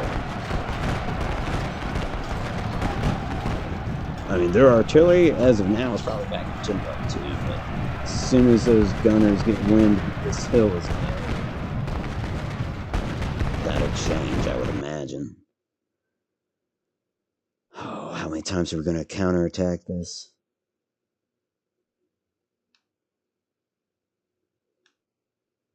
What should I do with Barlow? I know he fought too long, so the thought is counterattack. In the meantime, get this 3-brigade line up so it can stand as an inevitable fallback point, because these units will surely be routed. And we're also hoping Osborne can get a beat on the Confederates. These two have lined up pretty well. Let's tell them to build breastworks. Costner is out of line, I tell you. Well, you know what? Just start running that way. I'll check back into it. And there it was. The fighting at the knoll is over. We're about halfway through this scenario, but I'm going to try to take as many rebels with me as I can before we actually withdraw. Give the 11th Corps something to be... They should be proud in a way, because as I mentioned, Oliver Howard, his plan was not to win the fight right here. I mean, in a sense, like if you had asked the fighting man, they say what happened here is bad generalship, right? All you got to do is look at what Howard's intentions were. And yeah, but that's something the movie Gettysburg mentions. It's like, you know, to be a good leader or a good general, whatever. You gotta love the army. You gotta love your men. And therefore, you gotta be able to order the death of the thing you love. So I mean, if I could go back and get you the real quote of what Howard said about this, it's much more drastic than I am putting it. I believe he said that we will surely be annihilated, but we must hold. And so it's like he didn't have any misconception about what was going on. I don't think he realized, I don't know if what you'd call what Barlow did a blunder. I don't know, maybe he called it that, right? He almost died on that hill. But, I don't know, to me, it's like you could have moved the whole line on. Maybe. I don't know. Thank goodness Ames was camping back here because he's able to hold this off. I saw von Gisela falling back. I don't like how they have this angle, but I have Ames plug that hole. Von Gisela shift his line a little bit. Not shift, but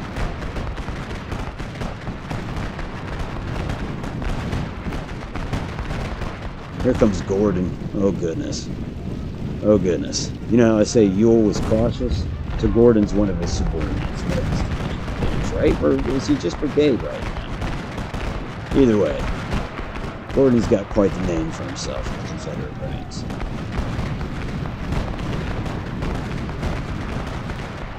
We're sending back Avery. Ames is... God, he's standing in the face of that. Shift the line, Gordon's charging. Great. So they just broke our left. It hasn't technically happened yet, but what I get for hyping up Gordon. He's like, oh yeah, I'm all that. Watch.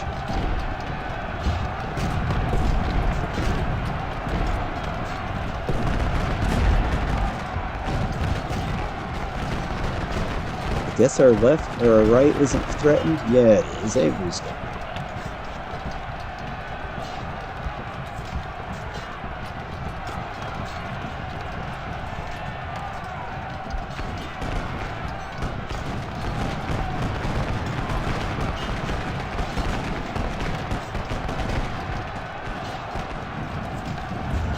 I mean, for Castle to go that far, he's kind of slipping out. If you have ADD.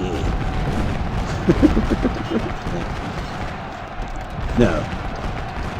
OCD, I'm sorry. I gotta get my lines super straight. Even if I know we're gonna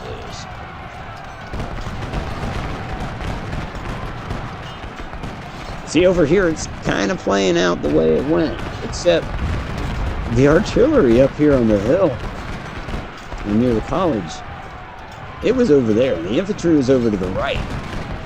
And so when the artillery was attacked, they didn't have any infantry support, none whatsoever. A lot of those guns and gun crews, well, a lot of guns were taken.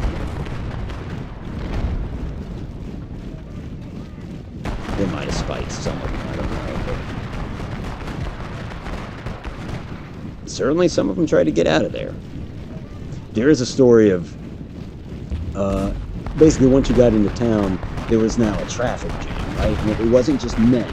I mean, you could have traffic jams just because of people and not vehicles, but it was carts of all kinds, including artillery. And one of the artillery, what would you call that? A wagon?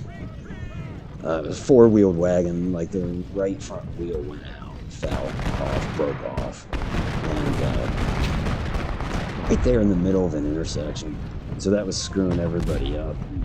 The commander ordered the thing unlimbered, fired like a shot or two down the road at the advancing Confederates, and in the meantime his crew was putting another wheel on they got from the tender, which is that back cart thing. But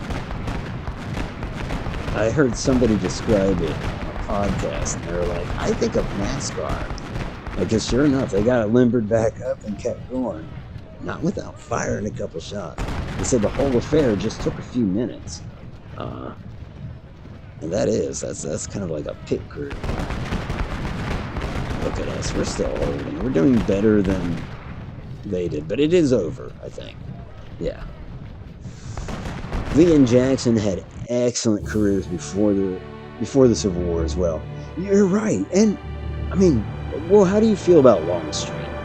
General Longstreet? Like, I mean, I know growing up it was always like, well, the South had the good officers.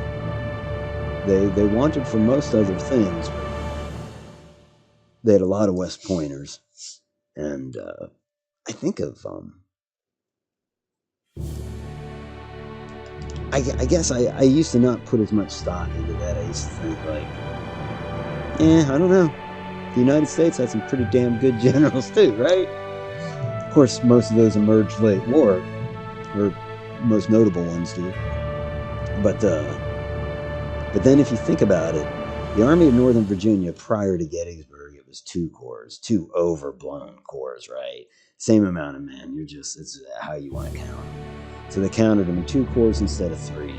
And they consisted of the 1st Corps, commanded by General Longstreet, the 2nd Corps, commanded by General Jackson. I mean, that, you got 2 serious tacticians on your hands there. And then, of course, when Jackson dies, Ewell takes the 2nd, and again, you got the cautious, and then you got A.P. Hill. which I don't know. People have varying opinions on it. The South had the families with the military traditions, and the North had the factories. Right. Yeah. And I think they had the factories and the people.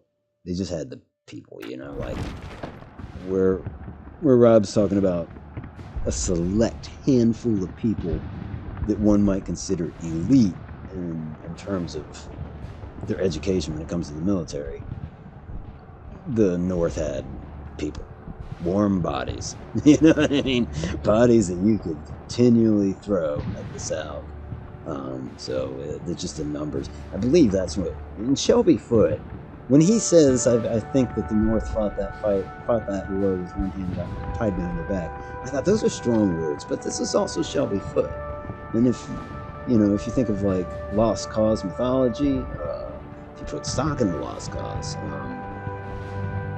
this is your guy. Like Shelby Foote is a Southern historian. His heart is with the South. He's from Mississippi. He's definitely a big proponent of the South at the time. But so for him to say it made it notable. But he said, I think it was 1864 or something. He's like, in the South, you could hardly get a man. I mean, the men were fighting. They were incapable of fighting. And that's it, or they're dead. Meanwhile, that same year, Harvard and Yale have their annual yacht races. All men that would make fine soldiers, but they didn't have to, right? And to me, that's or all the men that during the New York draft riots, the men that fought those battles in the street. And it's kind of like the South didn't have those men. You couldn't have those kind of riots in the South because the men were gone. It's kind of crazy in that context that, I don't know. I kind of petered out there. Let's see, we'll go to the third part, but I'm not going to fight this from the northern perspective now. We're going to switch to the South.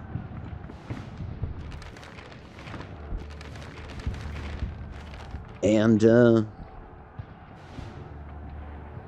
what is this? This is fighting later in the day on the Western Front. So we're going back to Buford in the First Corps that showed up. The Confederates have realized, oh shit, right? Like, we're fighting much more than we thought we were fighting. They're taken aback. Like I said, Harry Heath tells Lee the situation is very confused. And, but like I mentioned earlier, he's like, but we are winning. So should we not press the attack? In the movie Gettysburg, Lee has that conversation with Longstreet where it's like, Longstreet says, I thought it was always our plan to have a defensive, offensive, so to speak, that at this point we could withdraw, put ourselves between the Army of the Potomac and Washington, D.C.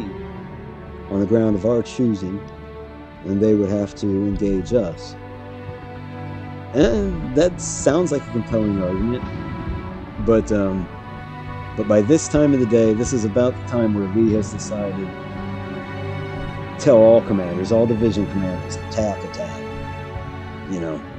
press it. He did not want to fight here, but clearly the day is going in his favor, so press the attack. And a little later on, he'll say, oh, and take those hills if you can.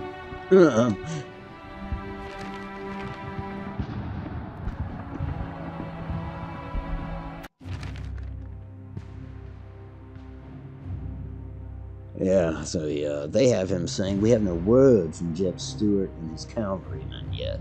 And that's why we were talking about what the North knew and the South didn't know. That's it. Lee did not have Jeb Stuart with him. Jeb Stuart is cavalry. I mean, that's your eyes and ears.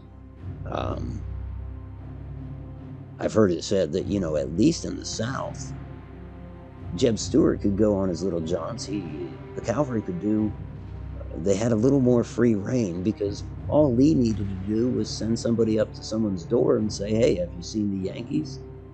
And he can get a general disposition of the enemy forces just from the locals. But you can't do that in Pennsylvania. One, they're probably not going to answer the door.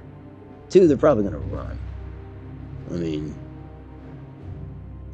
so they may not even be there, right? Or they'll give you bad information. You just can't trust them. And this is not to say the South didn't have spies, but this wasn't Maryland, right? This isn't a border state that has Southern sympathies. This is Pennsylvania, motherfuckers. You come up north, they ain't gonna help you. And now he has no cavalry, so he is still in the dark. Says that is why I've ordered General Hill not to engage the Federal Army before the rest of our army arrives. However, things have changed and the battle has begun. Our scouts have reported that only the 1st Corps is currently on the field and the rest of the Yankee army is en route. There is an opportunity here, gentlemen. General Hill's Corps will lead the assault from the west. General Ewell will send Rhodes' division to flank from the north. I have only one simple order for this battle, gentlemen. Full attack. Yeah, that sounds about right.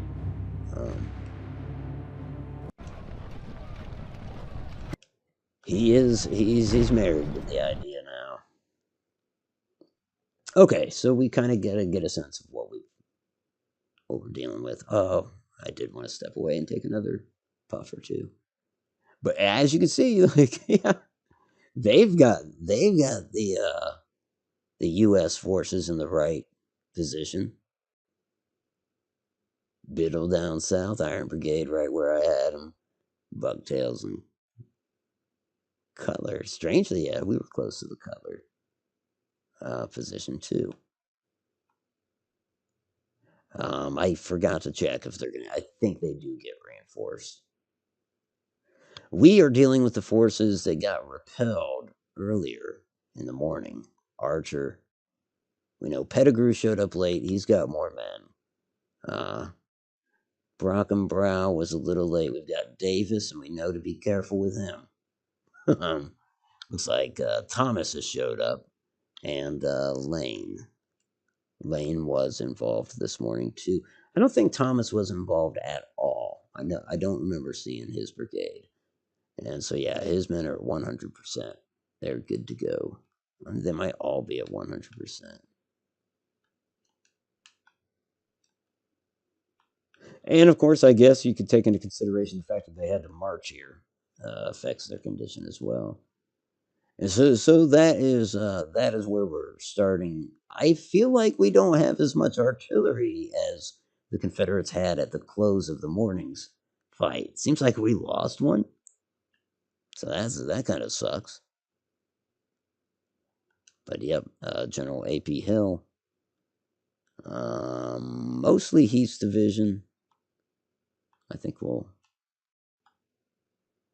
That's right. They said Rhodes would reinforce us. Anyways, let's see. It's hard to repeat random acts of history. That's true, yeah. I don't know why I missed that comment earlier.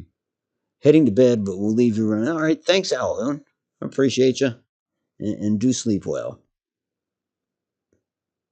Game looks interesting. Have added it to my wish list as well. If it does look interesting, I would say there are. This is the oldest game that this developer made that I'm aware of. It's missing a lot of bells and whistles. That some of the there's so this is Ultimate General Gettysburg. There's also Ultimate General Civil War. That's a newer game.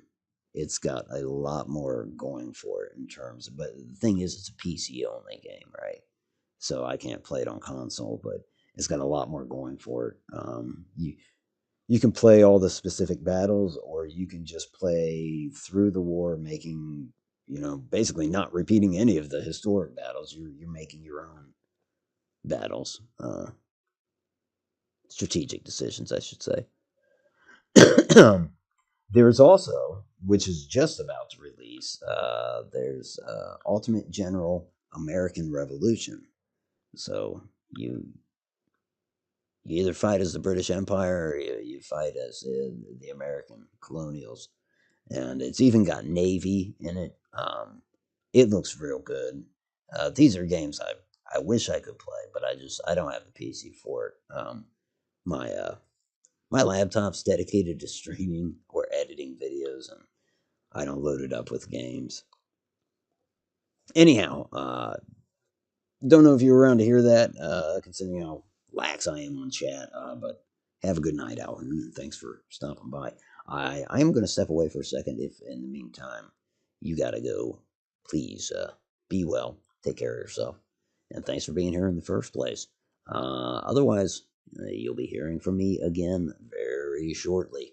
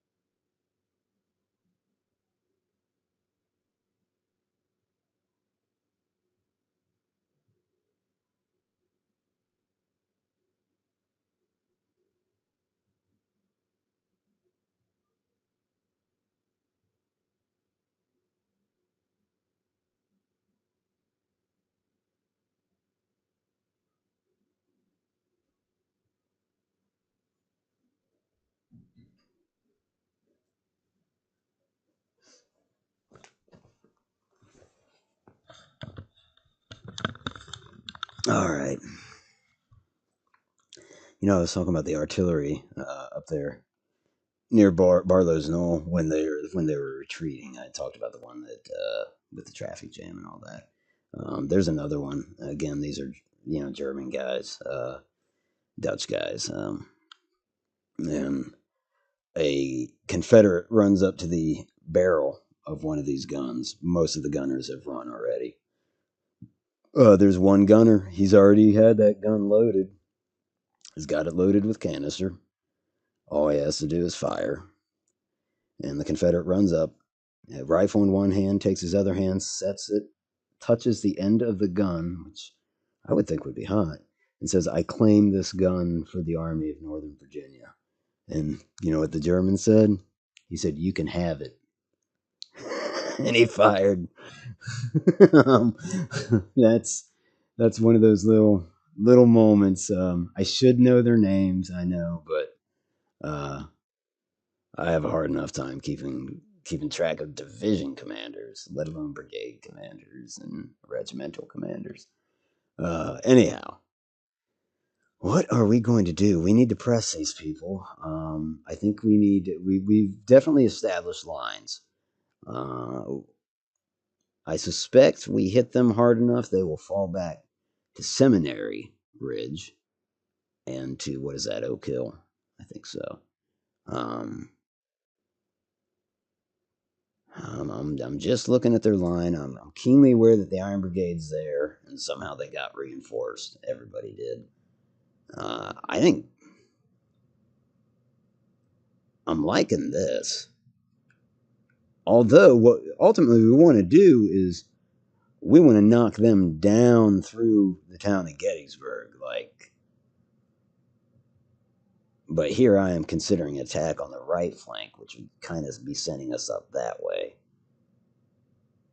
And whew, God go with those that have to fight the Iron Brigade, which I think I would double up Pettigrew and Brockenbrow. I would have Archer take on Biddle himself. All the while we'll be under fire from that cannon. I will reinforce as best I can. In fact, I can kind of do something with that now. I could bring Thomas and Lane down, throw them into column formation, and get them marching down that direction. It's going to take a minute, but we'll precede the attack with an artillery bombardment. The best we can accomplish, anyways. And I'll just let the gunners determine their targets. Let's see.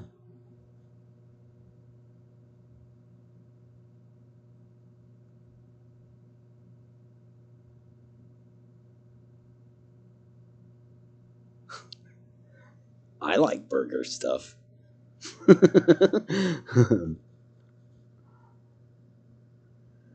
Well, that's our plan. We're going to hold Davis here. So, we might send him forward within shooting range. Let's just let the cannons do their thing for a little bit. They seem to be, they're firing at the Iron Brigade. Macintosh is, so that's good. Because I had considered putting both guns on that. But I don't mind that Pegram is hitting their right flank. I'd love to keep them guessing. And as long as these two, I suspect when Thomas crests this hill, they'll see that. In fact,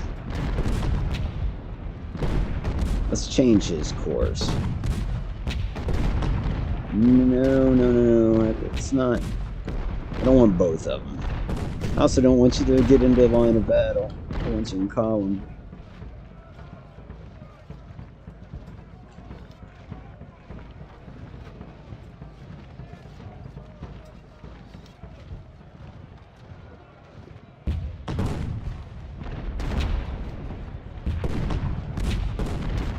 There. With 2 extra brigades, this attack cannot fail, gentlemen. We must push those people. Our brigade is dug in, but unless they get reinforced, this will be 5 brigades against 2, and certainly the Bucktail boys are going to try to put fire down on Brockenbrow, but again, you must order the death of the thing you love, and I love me some Brockenbrow. Brockenbrow is delish, especially if you saute it. Nah, I don't know what I'm talking about.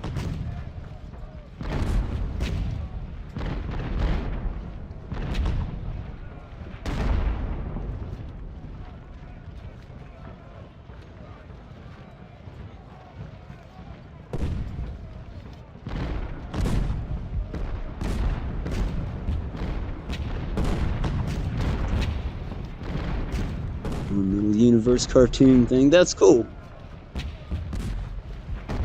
Hey Tony, how you doing? Good to see you, man.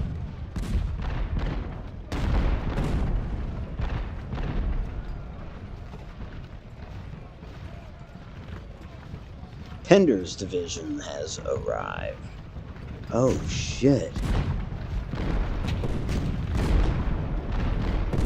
Look at that. We've got a whole new division showing up right behind the forces that were gathering for an assault. Okay. We will have Dorsey Pender's men. We'll have those cannons on limber. They were doing that anyways. Heron, stop. Right there. And Scales. I know what I'll do. This makes sense. We're gonna have Pender's division. Wow, the controller drift is real. That's a shame. This controller didn't have drift. It's my one good one.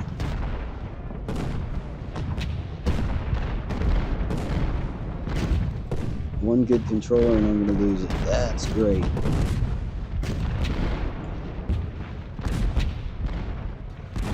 We're shifting men all over the place, and if I had known that the Second Corps was coming down there, which historically they probably did, I would have just taken that into consideration. use them to bolster the attack.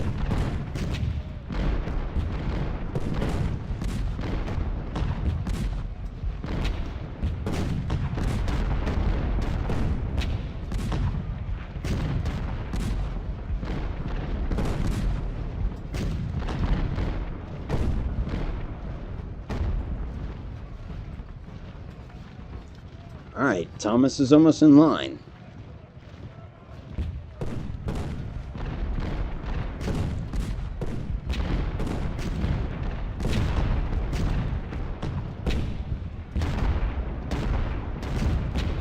That's our battalion.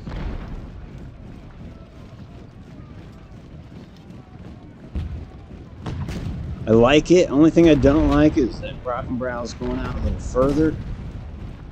No, no, no, no, no. Okay. Have him go there instead.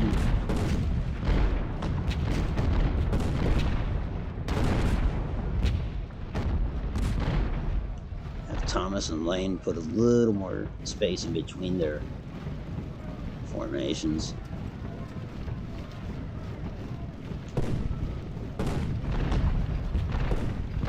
Of course they had skirmishers out there. Of course they did. It's alright, that's why we have Thomas in reserve. It's not really why we have Thomas in reserve, but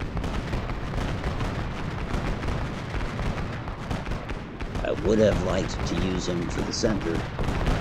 But his men are going to move with the quick step and head down there.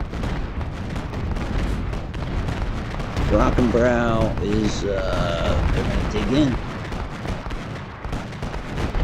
Truly, we're trying to make the push further south, I think, right? Like, damn controller drift. That sucks. Controllers aren't cheap. I just, Xbox, man.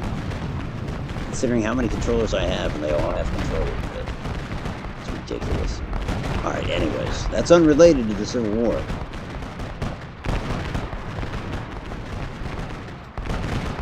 So they're just making, their flanks are just a pain in the ass with the skirmishers and the vedettes. Thomas is going to have a hell of a time down here. But it's up to him to hold them. Actually, no, he's got to push. He's the edge of the door. I'm worried about the hinge. If Archer can get up there quick in the face of those cannons, he'll take some canisters, but he'll also take them out.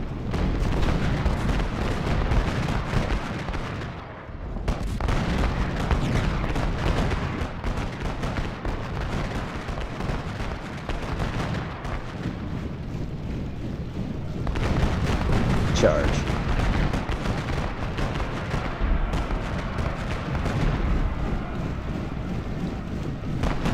Their cannons are gone. Nice. Thomas, unfortunately, is at the bottom of a hill here. It only gets better if we get up the hill. It's the only way this works.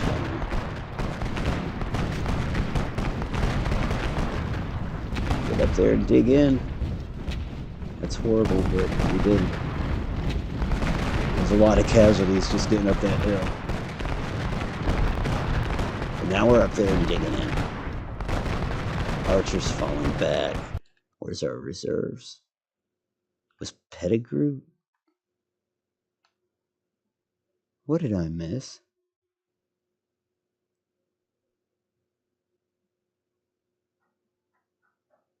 Hold on. Where did we,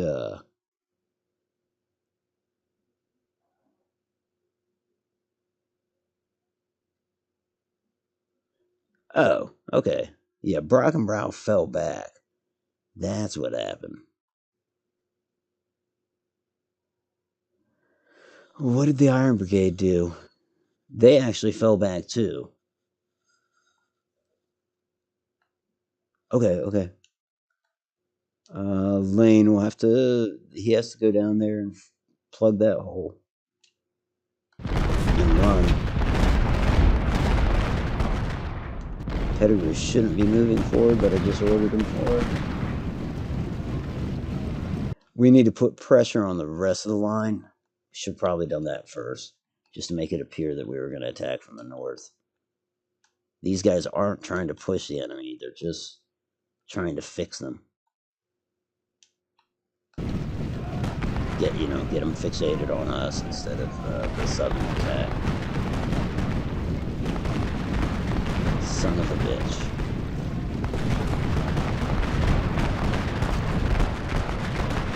The situation is very confused.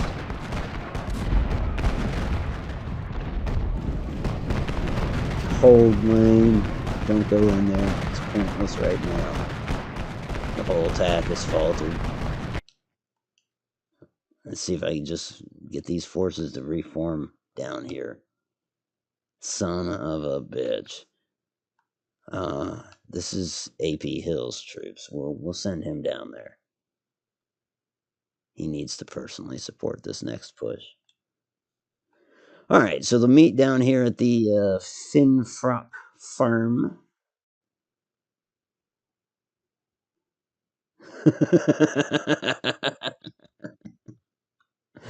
I am too. I think he lost because of stick drift too.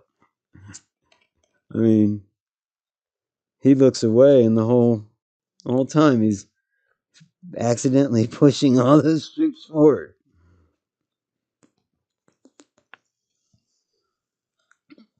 Oh.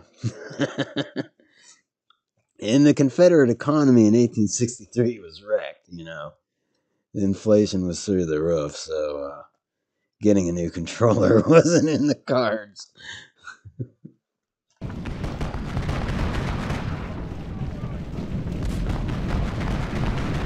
If scales hold there, this is too close, but whatever. Turn hold there. Davis, why'd you stop? Use your instincts, man.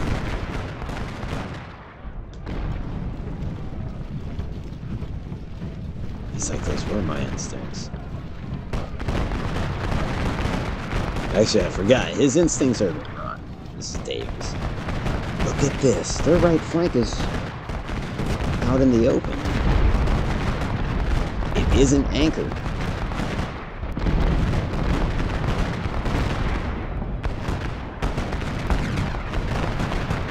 Things are about to get bad for the Bucktail Brigade. For those of you that like alliteration, oh, that's Buford. For a second, I thought I was in command of Buford. Yeah, his men are giving us a hell of a time. Here, I thought the trouble would be from the Iron Brigade.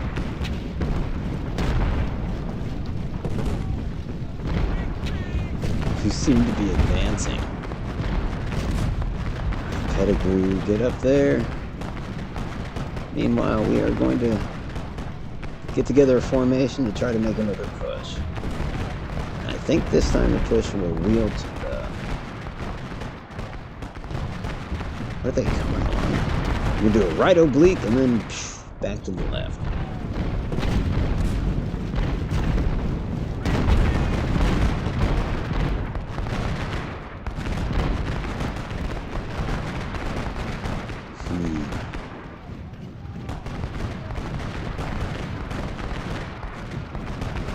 Such an opportunity for an attack up here.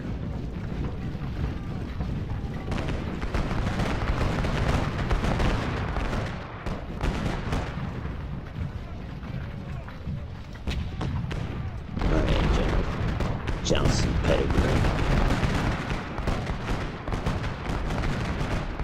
It's time to push Cutler off of that.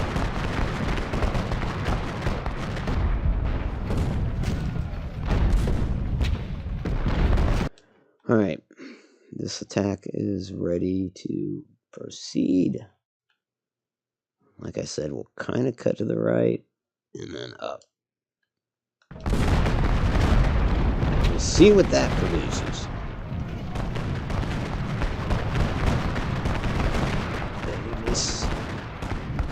Be such a loser.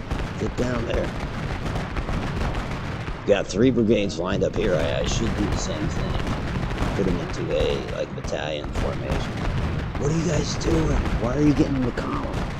You know what? It's working though. It's like just an all-out charge.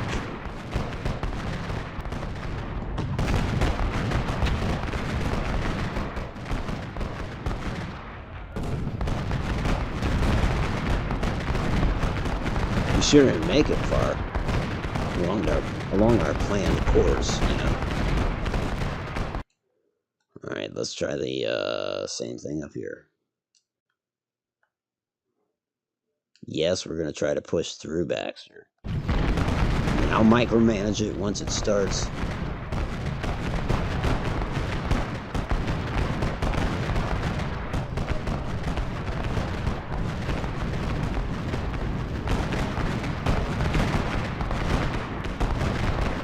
All right, Thomas, stop. Just...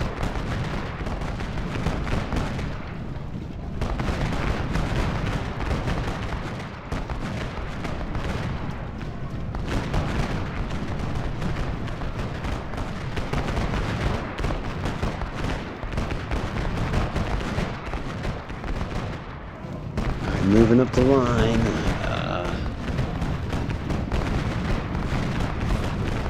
Wow, Oak Ridge. Oak Hill, what Oak Ridge seems empty. Scales. Go check that out.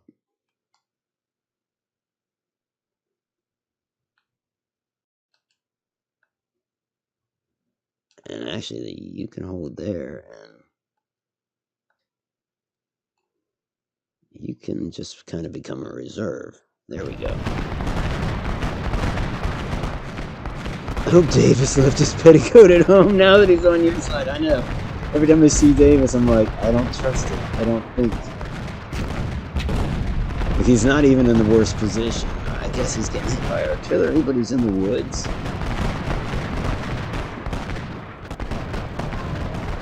General Yule's troops are showing up. That's what's going to do it.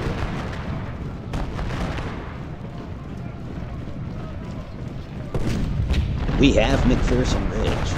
We have taken that land that Buford fought so hard to hold at. Of course, Buford knew it was all the withdrawal. Anyways, you need to come up. Let's take you along the roads. Actually, we'll put you right on this hill. That looks good. You're still firing. No. Yeah, no, that's good. I guess we might as well keep their vedettes occupied. McIntosh is probably not firing. Nope. I also need them to limber up. So yeah, we'll get him on the newly acquired McPherson's Ridge. Limber up. You guys too.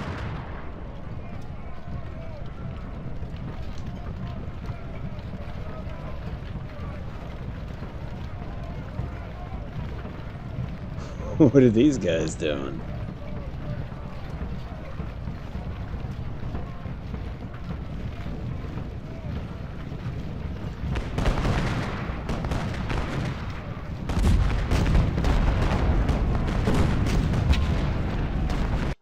We gotta stop that artillery right there.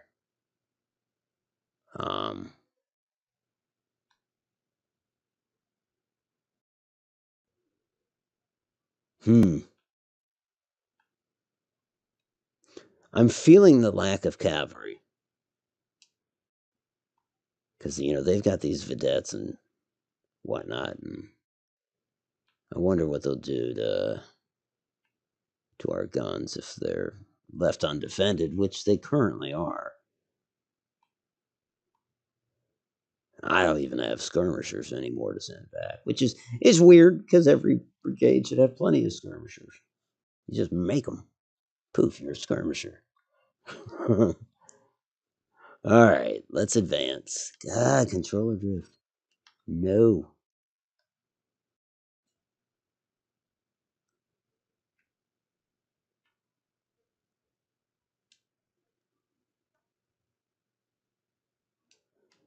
Yeah, we're going to make a serious push there. I think we'll keep these guys on McPherson's Ridge for the moment. Scales will occupy that. And then whoever we're getting Rhodes' division from Ewell's Corps is showing up, I believe.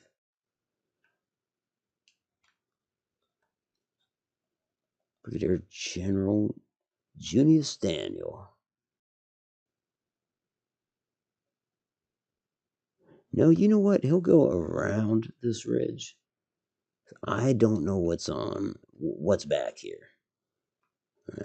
Although once Scales gets to the top of Oak Ridge, we'll be able to see. Maybe we'll see the Oak Ridge boys.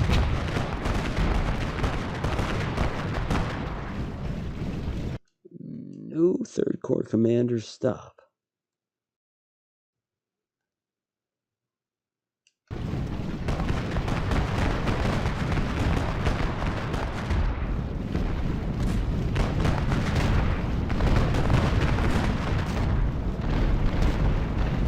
Lane is charging right into. In fact, we'll just make it official and order a charge.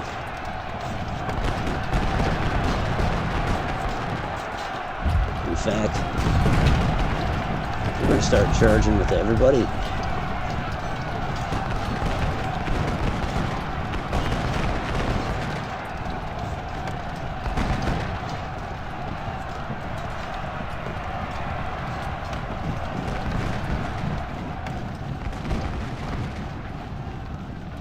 No. That is why Lee lost, you're right.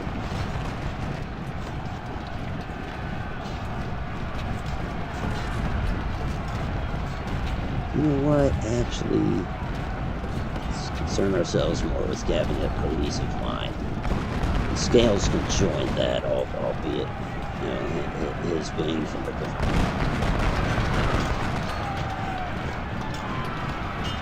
different corps. Oh, Brockenbrow's still charging. Yeah, dude, you can stop. My God, they're chasing him all the way back to Washington.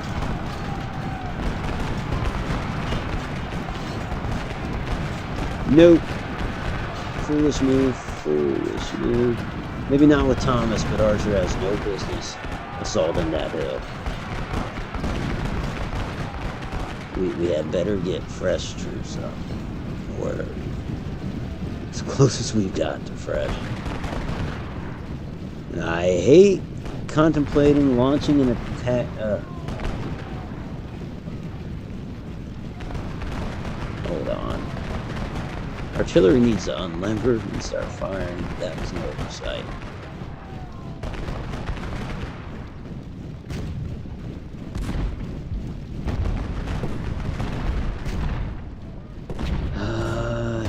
Shucks. We've got Buford behind us. Okay, so our southernmost attack force. I hate that it's at the very base of Seminary Ridge where this happens, but I'm going to declare it stalled out. That's as far as that attack goes.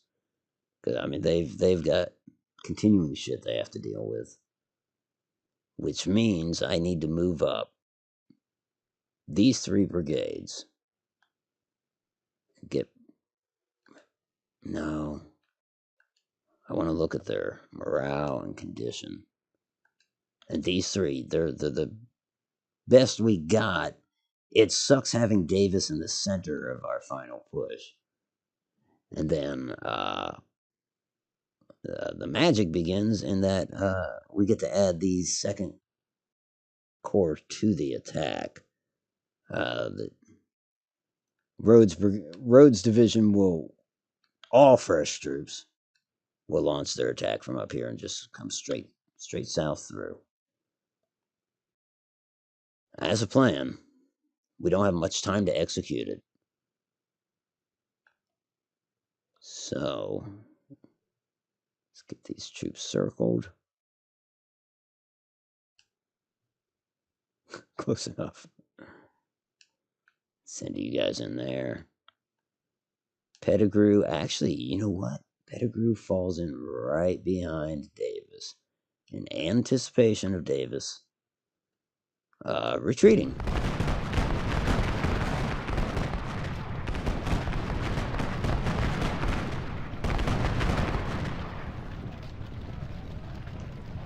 You know what? Fall back. Fall back. Not that way, dumbass. That way.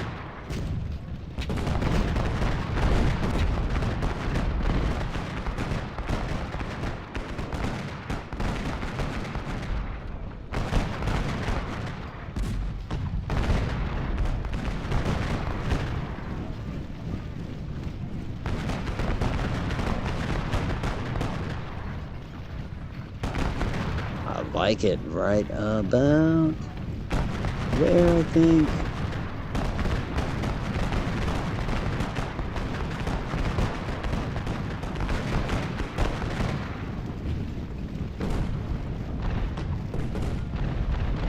We'll stop Davis right next to Perrin.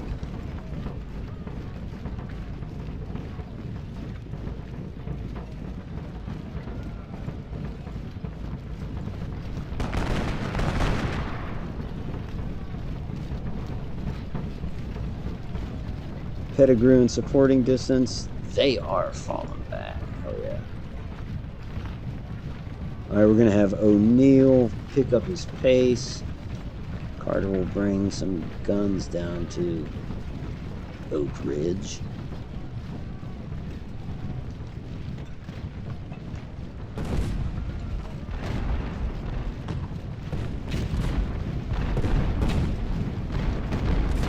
Coming back.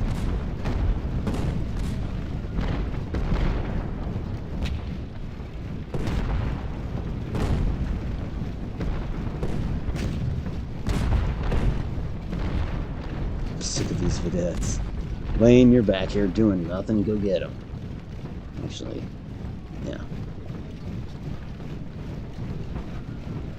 Thomas, you're not doing anything more anymore. Archer, neither are you. You guys all deal with Buford. That's how much of a distraction General Buford properly portrayed by Sam Elliott. That's all I'm willing to put up with. Not like Sam Elliott, but we gotta get him the hell out of here. Alright. Let's begin our push. Final push, for sure, this time.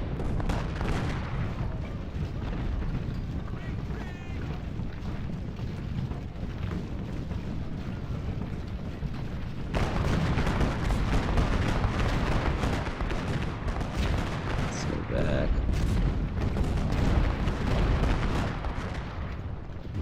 Davis, don't you retreat before it even begins.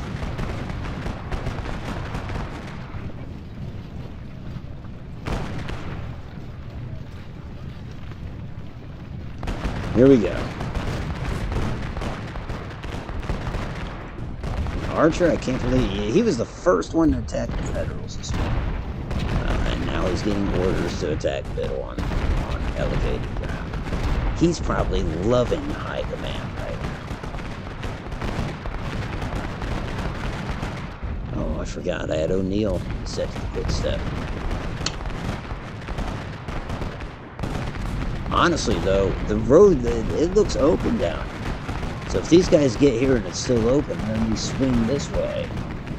And we have surrounded those folks. Those people. That's what Lee always called them. Those people. Those people will be here in the morning. How is it defeat? Because we never took the last hill. Oh well. Looked like a victory to me. And you guys get the point. It was a victory. Damn it, they were running.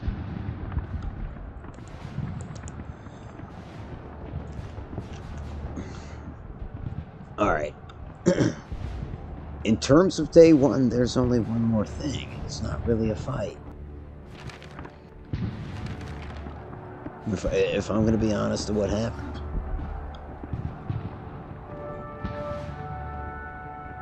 It would be the take those hills if practical. Practicable is what he said. practicable.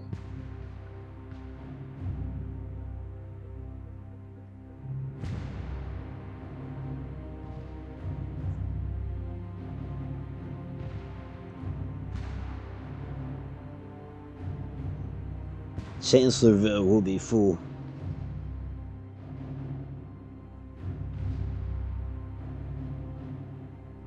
See, that's I wanna play American, or what is it called? Ultimate General Civil War.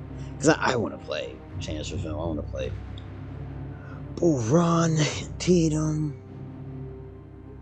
all of them, all of them.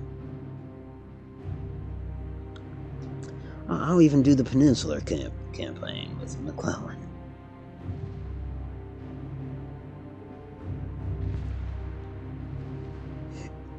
Yes, based on game mechanics, we did not succeed. But yeah, based on disposition, for sure, we had that. We had a whole division coming in behind them. Like when it ended, I was contemplating, like, all these guys got to do is turn that direction. They don't even get to retreat, which ultimately they did. Right during that, I guess, part of the fight, you know, with chain of command wise, the First Corps is going under. Well, basically all the fighting troops. You had Buford. Reynolds shows up, thank God. Dies 15 minutes later. Abner Doubleday has command thrust on him. Doesn't know what his commanding officer wanted to do. But I think he makes a fair enough call. And then Oliver Howard gets there, and although Oliver Howard appeared to be on a different part of the battlefield, he has already ordered a general, what would you call that? We don't want to call it a retreat, no. Let's call it a retrograde, back down to, what? Cemetery Hill? Yeah. Which I guess you could play that game with the Confederates too, based on rank, who arrived when. But I think Heath was there from the beginning, from the top. So this scenario kind of, yeah, I'll play it like it happened, right? We are chasing their men from the west. This is AP Hill, right? Obviously, this is still some of Heath's men. And more. They are pushing the Yankees back towards the Cemetery Hill, which is marked by this. And you can see the elevation. It is a really strong position. Because, I mean, you can look at Little Round Top, Big Round Top. Even this is Culp's Hill over here. You can look at Culp's Hill. But there's something about Cemetery Ridge that is some federal officers called it like a natural redoubt. You know, there's something to be said about just the curvature and how it works. Like, you could be on high ground and have your vision obscured, right, in certain parts. By the sound of it, not so much here, right? And now, which is funny because looking at it, I'd be like, Big Round Top's the biggest, we should go there. But it tells you something about their minds that it's like, it's not the biggest hill in miles, but that ridge, like I said, to quote someone, it was a natural redoubt.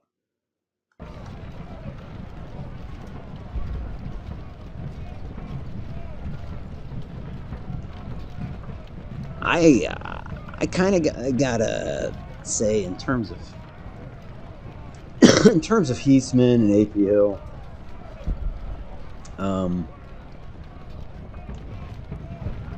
they've got to be exhausted by now.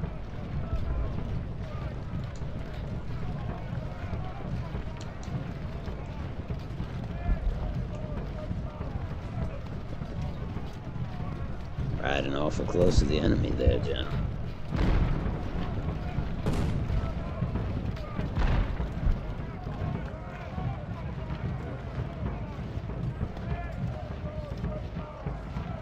Perrin closing in on the McMillan farm.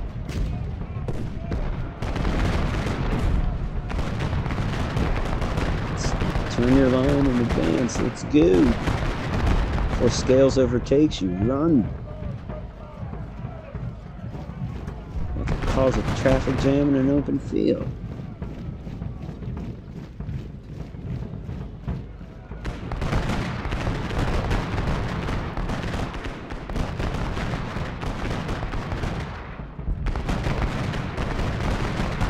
Let's just keep pushing. Nope.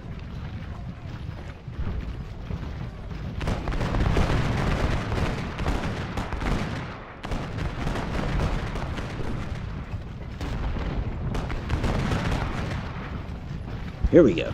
That's what I was looking for.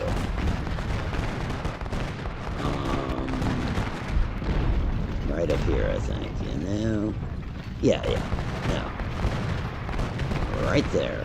There's some trees there, but I mean, in reality, they'd chop them the F down. Is what you would do if you had time. But game-wise, I don't know if they'll let me fire from there or not. I have seen that a little bit in this game. If the hill is covered in trees, you just can't. I guess they're just kind of figuring like, yeah, you're not going to do it.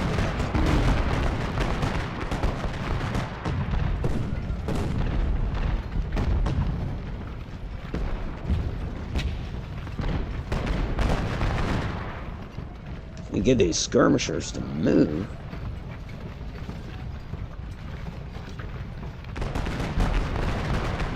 Thomas flanking. Give him a slightly better position there. Yep.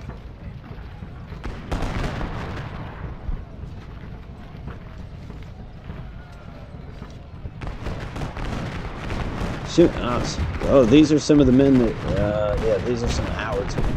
11th Corps fought up north. Well, ran up north after Barlow's debacle. No, they fought valiantly. Who the fuck am I? Living in 2023.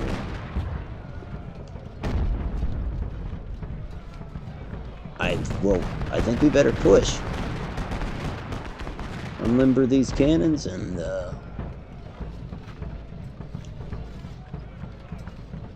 push these bastards. These Lincolnites.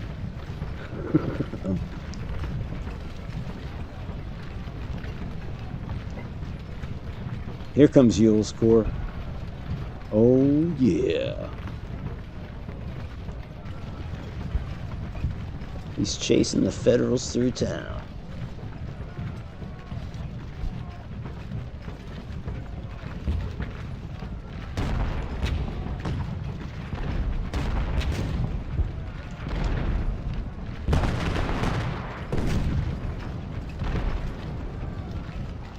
Here we go. I don't even know if they did this much. I'm going to do it though.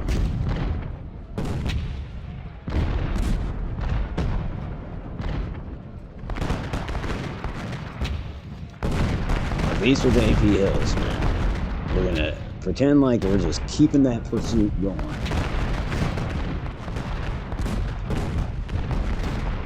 But I do not believe it's going to go this far.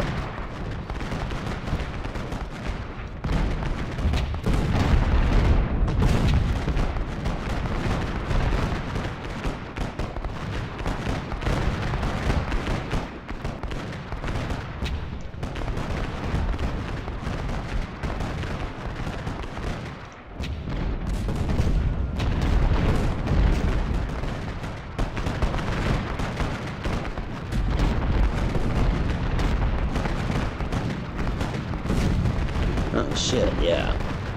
There's blue bellies in the town. They're about to get surrounded, but their Ames is sitting there.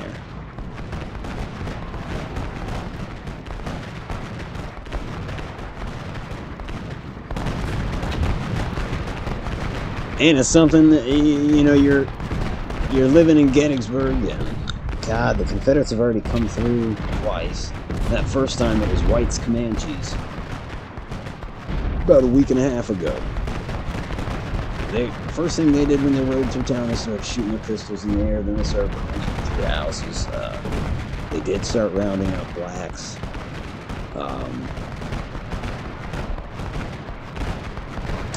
They looted, and then they were gone. And not much long after, I want to say it was Gordon's men, was it? I don't remember, but Ewell, anyways, was with him, General Ewell. No, it was General Early. That's who it was. And Early was a little more, he actually approached some member of the town council, basically gave him a list of requisitions that he needed. And that's where the guy kind of said, like, we can't. Like, I don't know what you're saying. Like, I cannot go ask my citizens for that. I can't force them to. Like, essentially saying, Early, you have more the means to force people to do something than a town councilman. Moreover, we don't have this stuff. I guess Early was satisfied, but now what I'm trying to say is, like, you've dealt with those two incidents. What's shitty about that is the town leaders basically told Early, like we can't give you that stuff, but what we will do is open up the shops. The shops are closed because they were scared. We'll open them up. And so the Confederates go in there and they start paying with Confederate money. Like in Richmond, a pair of boots in '63 will cost you $50. So obviously Confederate money ain't worth shit. Moreover, it's not even spendable up north. One of the witty Confederates told a shopkeep, well, you just wait a while, that'll be worth more than your money. So in a sense, the shop still got robbed, right? Because you're just getting paper. You're not getting anything worth anything for your products.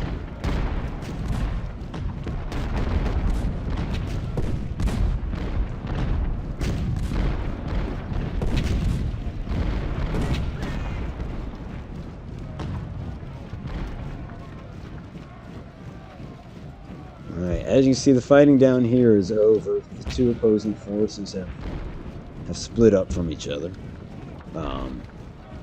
Gotten out of range. Our big guns are still firing at each other.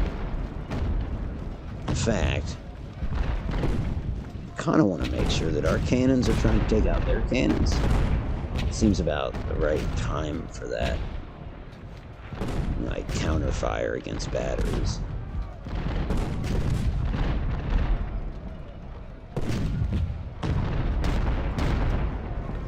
And I guess, we could push these people out of town. You'll do that much. But here's the thing I'm trying to stress is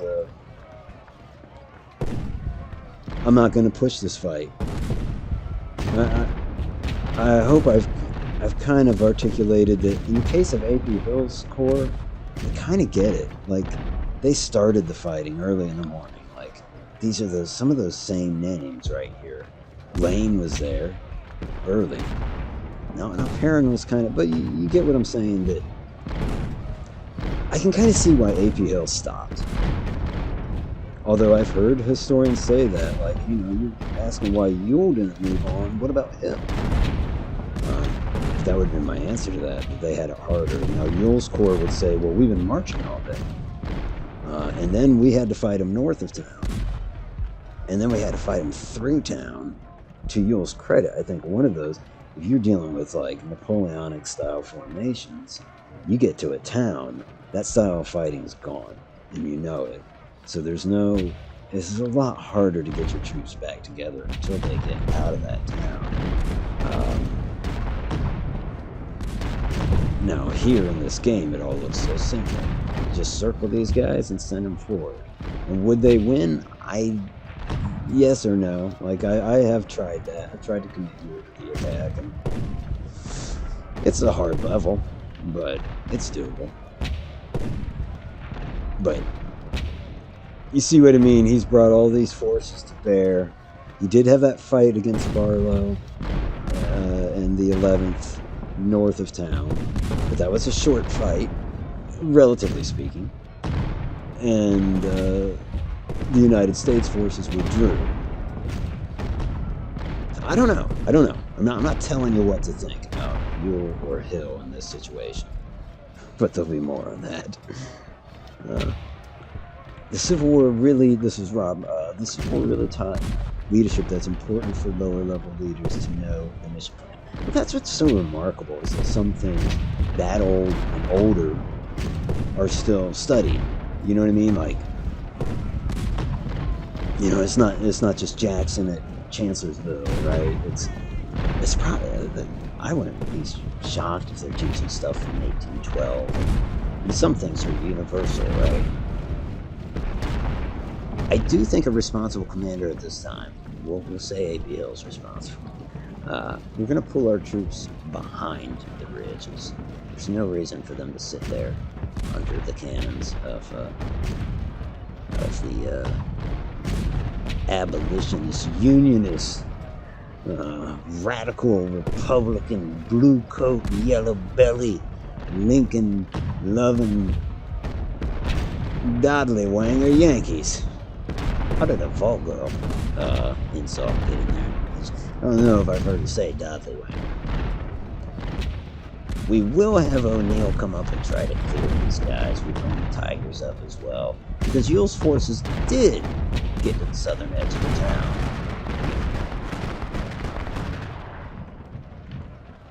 I think we should dislodge Von Gisla, but I don't. Yeah, in fact, they parked the troops about where they were, because that creek, I can't remember the name of it.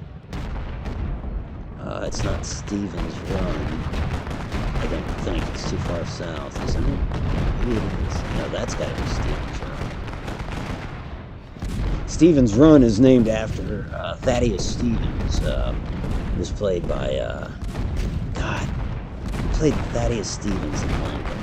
Tommy Lee Jones. It's a big time abolitionist, right? Yeah, he did a lot of business in Gettysburg. I can't recall, maybe he was from there, for them to name the creek after. I don't know. Nonetheless, he was no stranger to Gettysburg and the locals there. Confederates knew he was from there too. It didn't have anything to do with their attack, obviously. But mark my words, if you were an abolitionist, they were getting you on the evening of July 1st. They did make, they destroyed property of known abolitionists. I mean, it's just amazing, because, like, even I don't mean to say brush over, because I don't mean to take it that lightly, but the system in place that divided by race, and how much stock the South put into it, it reminds me, like, if not for that, what would your chances have been? You know, you could do the same thing. I think, Rob, you and I have talked about it. You could do the same thing with the Nazis. Well, I'm sorry, truly I mean, with Germany in that time. Take out the racism, they've got hundreds of thousands of Jewish soldiers. Take out the racism, they've got tens of thousands, well, no, hundreds of thousands probably, of concentration camp guards that can now be moved to the front. Like, that's kind of the...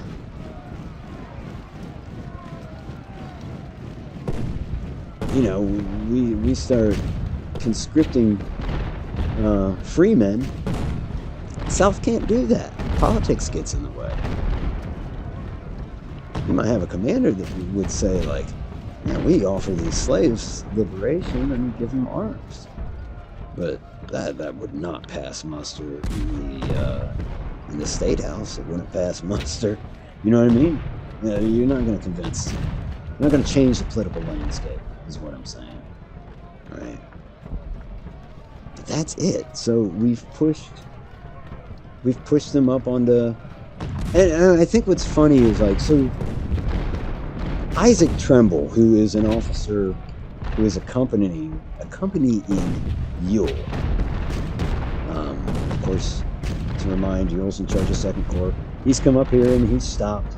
Isaac Trimble throws a fit. In the movie Gettysburg, Trimble actually goes to him and throws a fit. I don't know that he did that, right? That's like, maybe. But that's going above your superior officer's head with the commander of the army to gossip or whatever. I don't know if he did that. I don't think he did. But I do think he threw a fit in front of you and A.P. Hill as well, other division commanders. And he didn't have a command at that time. He had been sick. So he wasn't in command of the division. So he told Ewell, he said, give me a brigade, or give me a division, I will take that hill. And he said, give me a brigade, I'll take that hill. Give me a regiment, and I will take that hill. He said nothing. He just shook his head. And so I threw my sword down on the ground, which he really did in front of all these officers. And he threw a fit. So certainly there were people that were like, you need to take that hill. And Lee asked them about it, obviously. Lee said, take that hill if practical. And Ewell said it was not practical. My men had marched all day. I had an entire division that hadn't arrived yet. They're waiting for Johnson's division. And that hill was just way too fortified. Plus, you gave me orders this morning saying, do not enter into a general engagement. I don't put much stock into that because we've been around the stream for over an hour. We already covered that Lee said attack, attack, attack. Yes, he started today by saying do not start a general engagement. Those orders clearly changed. Maybe you didn't get the memo, I don't know. But this is that part, and this is also the part where you wonder what Stonewall Jackson would have done in charge of these men. But you might not have to wonder. I think he would have pressed the issue. And of course, earlier I said, all back when it was Lee and Longstreet, Jackson. I mean, that's some reputation.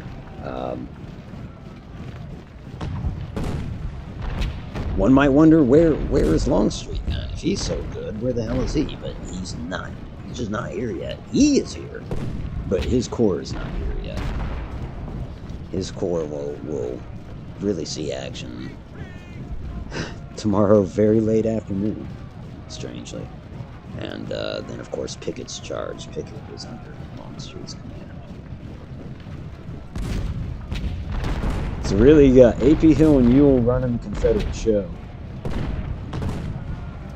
Also, later in the day, General Howard, we've talked about the guy how authority eventually ended up in his hands. He's like, they were fighting to draw the Cemetery Ridge.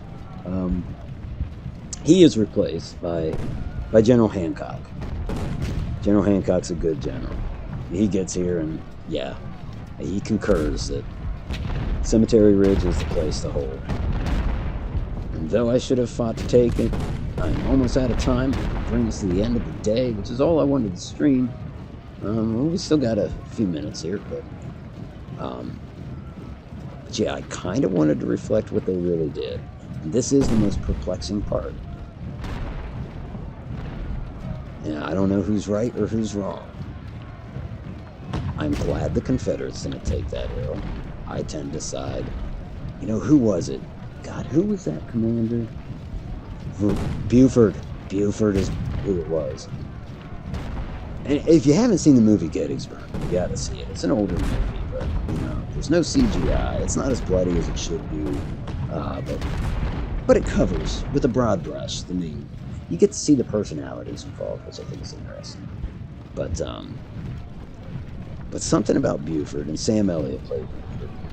If you don't like Sam Elliott, then you can go back to communist Cuba. No, they'd probably like him too. Oh, that's such a good point, Rob. Remove the evil from the enemies we face in those wars. I don't believe we would have had those wars. That is a profound and true statement, sir. So you can't really say What if the Nazis weren't anti-Semitic? You know, what if the Confederates freed the slaves and then fired on Fort Sumter? That would have defeated the purpose, by the way. Again, the politicians would probably be like, court-martial that. No, you can't court-martial the guy that would free him, but Jefferson Davis wouldn't. It could not have happened. And if Jefferson Davis was an abolitionist, he wouldn't be in charge of the Confederates. You get what I'm saying, but yeah, it's very true. But Buford, and like Rob, I'm fascinated with Custer's involvement with the U.S. military. It fascinates me. He's very cavalier. You know what I mean? And I am just as fascinated as a character like Buford, who is not cavalier. He's very dad. You know what I mean? Like, one of the things he said, I forget what state he was from, unfortunately, but it was a Confederate state. And they offered him any command, any department he really wanted. If he wanted to be artillery, cavalry, infantry, whatever. And he told his governor that a man might only swear 3 oaths throughout his life: to his God, to his spouse, and to his country. And I can't break one of those. And I just thought, like, oh man, good old John Buford. The guy that said, I'll single-handedly hold off the Confederate onslaught until you guys get here. And I don't know, there's something about this part of the war where you start to see United States cavalry performing so much better than they did in the previous years. And you do start to see, like, this proud heritage, which of course will get transferred into helicopters eventually, but you see this proud heritage just all over the place. And the interesting aspect is the Confederacy folded into that heritage too. You know, it's a fascinating time. So that's the Battle of Gettysburg, Day 1. And I just went over 3 hours, not bad. Trying to think who my favorite actors are. But I try not to have favorites, and I try not to find necessarily villains, and, like, I could have shit on Heath, I guess, or Barlow, or you could shit on Lee, right? You could tell me how evil Custer was, or Christopher Columbus, for that matter. You could look at the Battle of the Little Bighorn and say, well, I'm on Sitting Bull's side. I'm on Crazy Horse's side, or no, I'm on Custer's side. It's funny how people do that. I just think it's fascinating. I just like to sit there and spectate and think, like, look at this character. Custer, for instance. All the negative you could say about him. Imagine that on a battlefield. This guy that's sticking out, leading the charge from the front. The charge? Who the hell does cavalry charges in the Civil War? Well, they do happen sometimes, but it's just not the norm. And I just can't help but look and be like, fascinating. Nathan Bedford Forrest. I mean, this is the guy that started the KKK. And then allegedly he redeemed himself. I shouldn't say allegedly. I mean, they say he did. I can't hate the guy just because I'm too taken by the story. Besides, there's no sense in hating people who would have been dead that long. Study ancient warfare for the purpose of understanding. Oh, yeah. You recall a description of the ridge. This is going to be, we were talking about Cemetery Ridge. It was a rocky ridge which gave lots of cover to the defenders. Yeah, I mean, it's just interesting that, like, the form of it, rather than the height, really, the form of it was something to be. I mean, hell, at the end of the first day of Gettysburg in the movie, General Meade finally shows up. Now, he's been missing from this discussion because he just hasn't been there yet. He gets there late at night, and at least in the movie, he says, General Hancock, is this so damn dark I can't see a thing out there? Is this good ground? And Hancock's like, this is very, very good ground. And so Lee's steamroller, I don't know what happens, but the fact that he doesn't really do much the next day until later.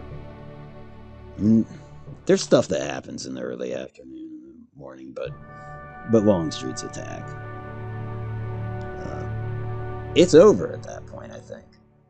And when Lee, I think I mentioned Longstreet saying, we get between Washington and the Army of the Potomac, choose whatever ground we want, and they'll have to attack us. And Lee, I guess the counter-argument, and that counter-argument was made. I know I've seen in one publication or another that Ewell said, and this is something we mentioned later, Ewell said he wants to maneuver in front of the enemy. Like, he wants to pack up under their guns and start marching in column, like, And then there's the argument, like, okay, so you want to put yourself in between Washington, D.C. and the Army of the Potomac.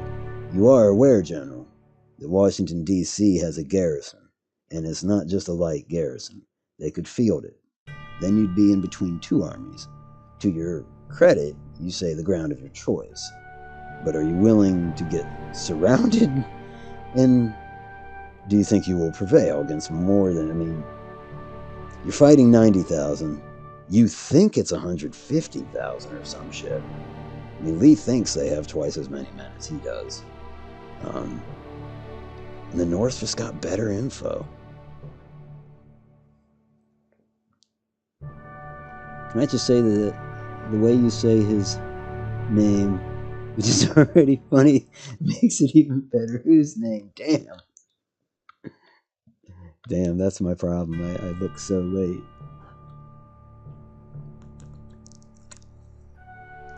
You can't mean Buford's name. I must have.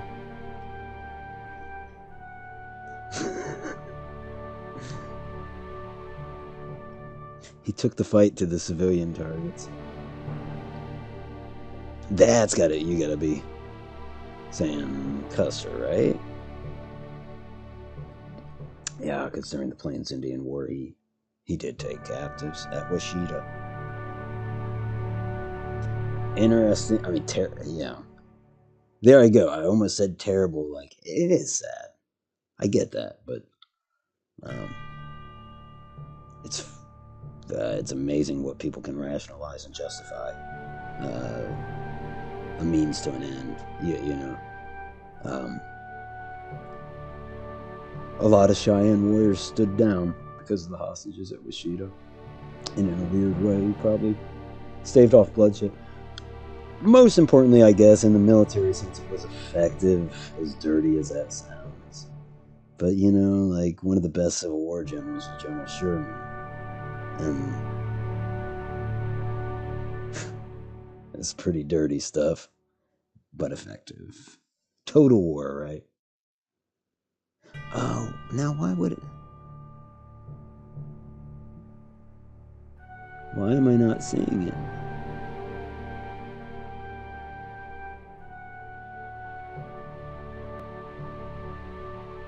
Why am I not seeing it? Buford. There'll be the devil to pay. Do you know what's going to happen here tomorrow?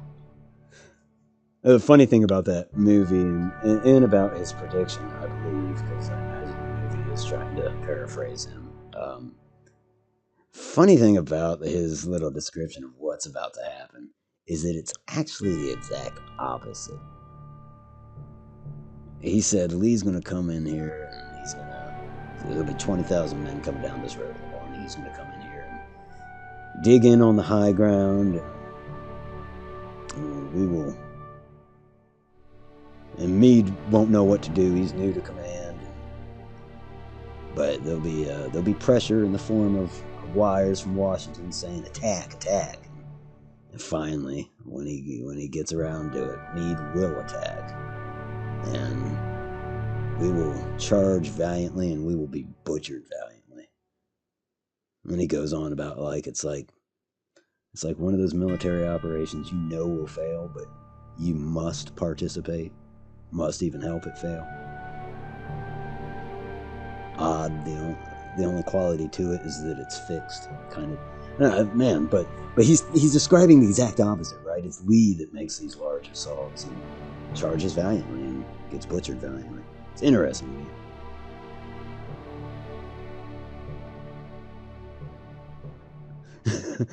YouTube won't let me say that Sherman is the one that should be shit on.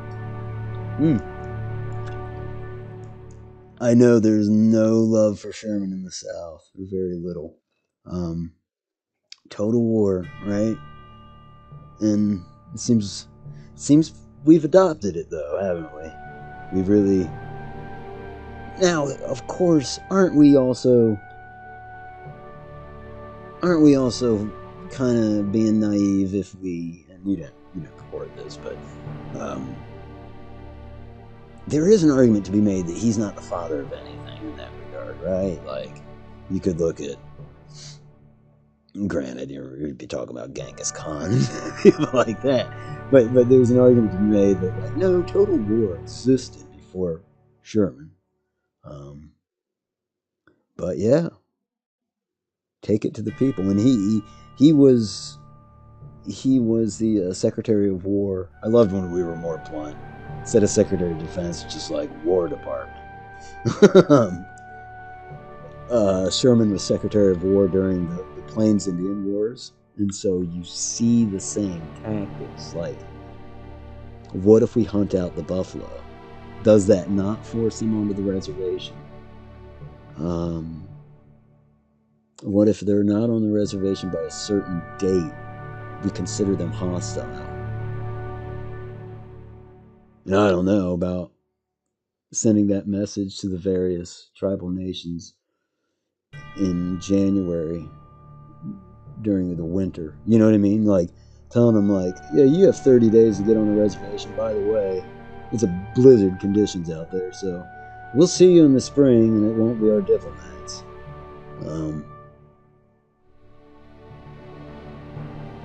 Yeah, it's so dirty and calculating, but it is kind of like, let's get the business over with. Like, what did he say? We've been fighting the Indians for hundreds of years, or an actor playing him once said this anyways, right?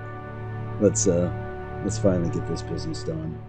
And that's so harsh.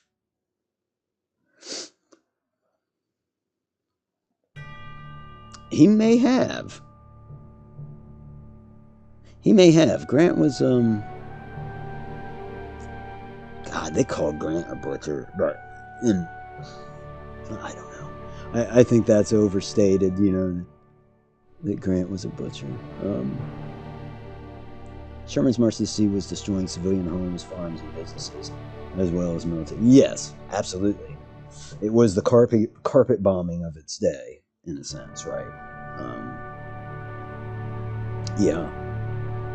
It was definitely his philosophy that you bring more to the people, and you win the war. And it's just interesting to me that, like, and like I said earlier, it's not like he's came up with the idea of, hey, we're gonna attack the women and children and burn down your village. Sure, that's been happening with all sorts of cultures everywhere, but he's the one that introduced it to the Civil War in spades. There were war crimes, don't get me wrong, like Nathan Bedford Forrest, right? We mentioned him earlier. There were other terrible things that happened, but I don't know. It's interesting the way it's instructed folks since then, military minds since then. But yeah, I'd be interested. I mean, of course, they were very close, Grant and Sherman. That doesn't, you can still dress each other, That's another era that the Grant administration, mainly as it relates to the Plains Indian Wars of Reconstruction. It's fascinating to me, and how these generals went on to become politicians, and because even the Secretary of War, I mean, even if Sherman was wearing a uniform, I mean, to me, he's a politician at that point. But versus your, say, Custer or Miles or Gibbon or Crook, people that kept fighting, kept right or wrong, you know what I'm saying, just stayed in the army and chose that as their career. They didn't go off to become president of a university somewhere like so many Union and Confederate generals. I don't know why. What there? You know what I'm saying? There had to be some kind of there had to be some kind of outfit there, some kind of scam. Like how do they all become presidents of universities? Was that part of the recruitment process?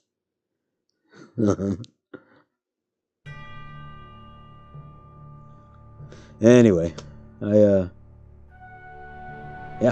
have rambled. But anyways, I want to thank you for tuning in. I know this has been weird because it's a strategy game, and I don't know how that reflects to a stream. And I also know that it's been like day 1 of Gettysburg, narrated by Automatic.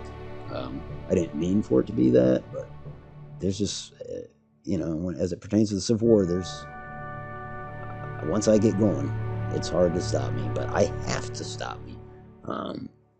Fuck, I gotta get a new controller. All right. I want to thank everybody for stopping by this evening. Rob, it was an absolute pleasure. Diz, thank you. Always a pleasure to see you. And can I not scroll up? Odd Noble. Some bitch. I can't scroll up. I know Caspa was here. I know Grayson was here. Alhoon. And if I missed you, I apologize. I'm not firing all cylinders. Whatever. Hey, I had to remember a bunch of generals' names on the spot, so forgive me. And if I got any information wrong tonight, forgive me. I try, you try to commit things to memory. Just use Google. As always, folks, this be Automatic for your Civil War Minute. If you like this, if you subscribe to this sort of thing, do that. I will talk to you really, really soon. Good night. The situation is very confused.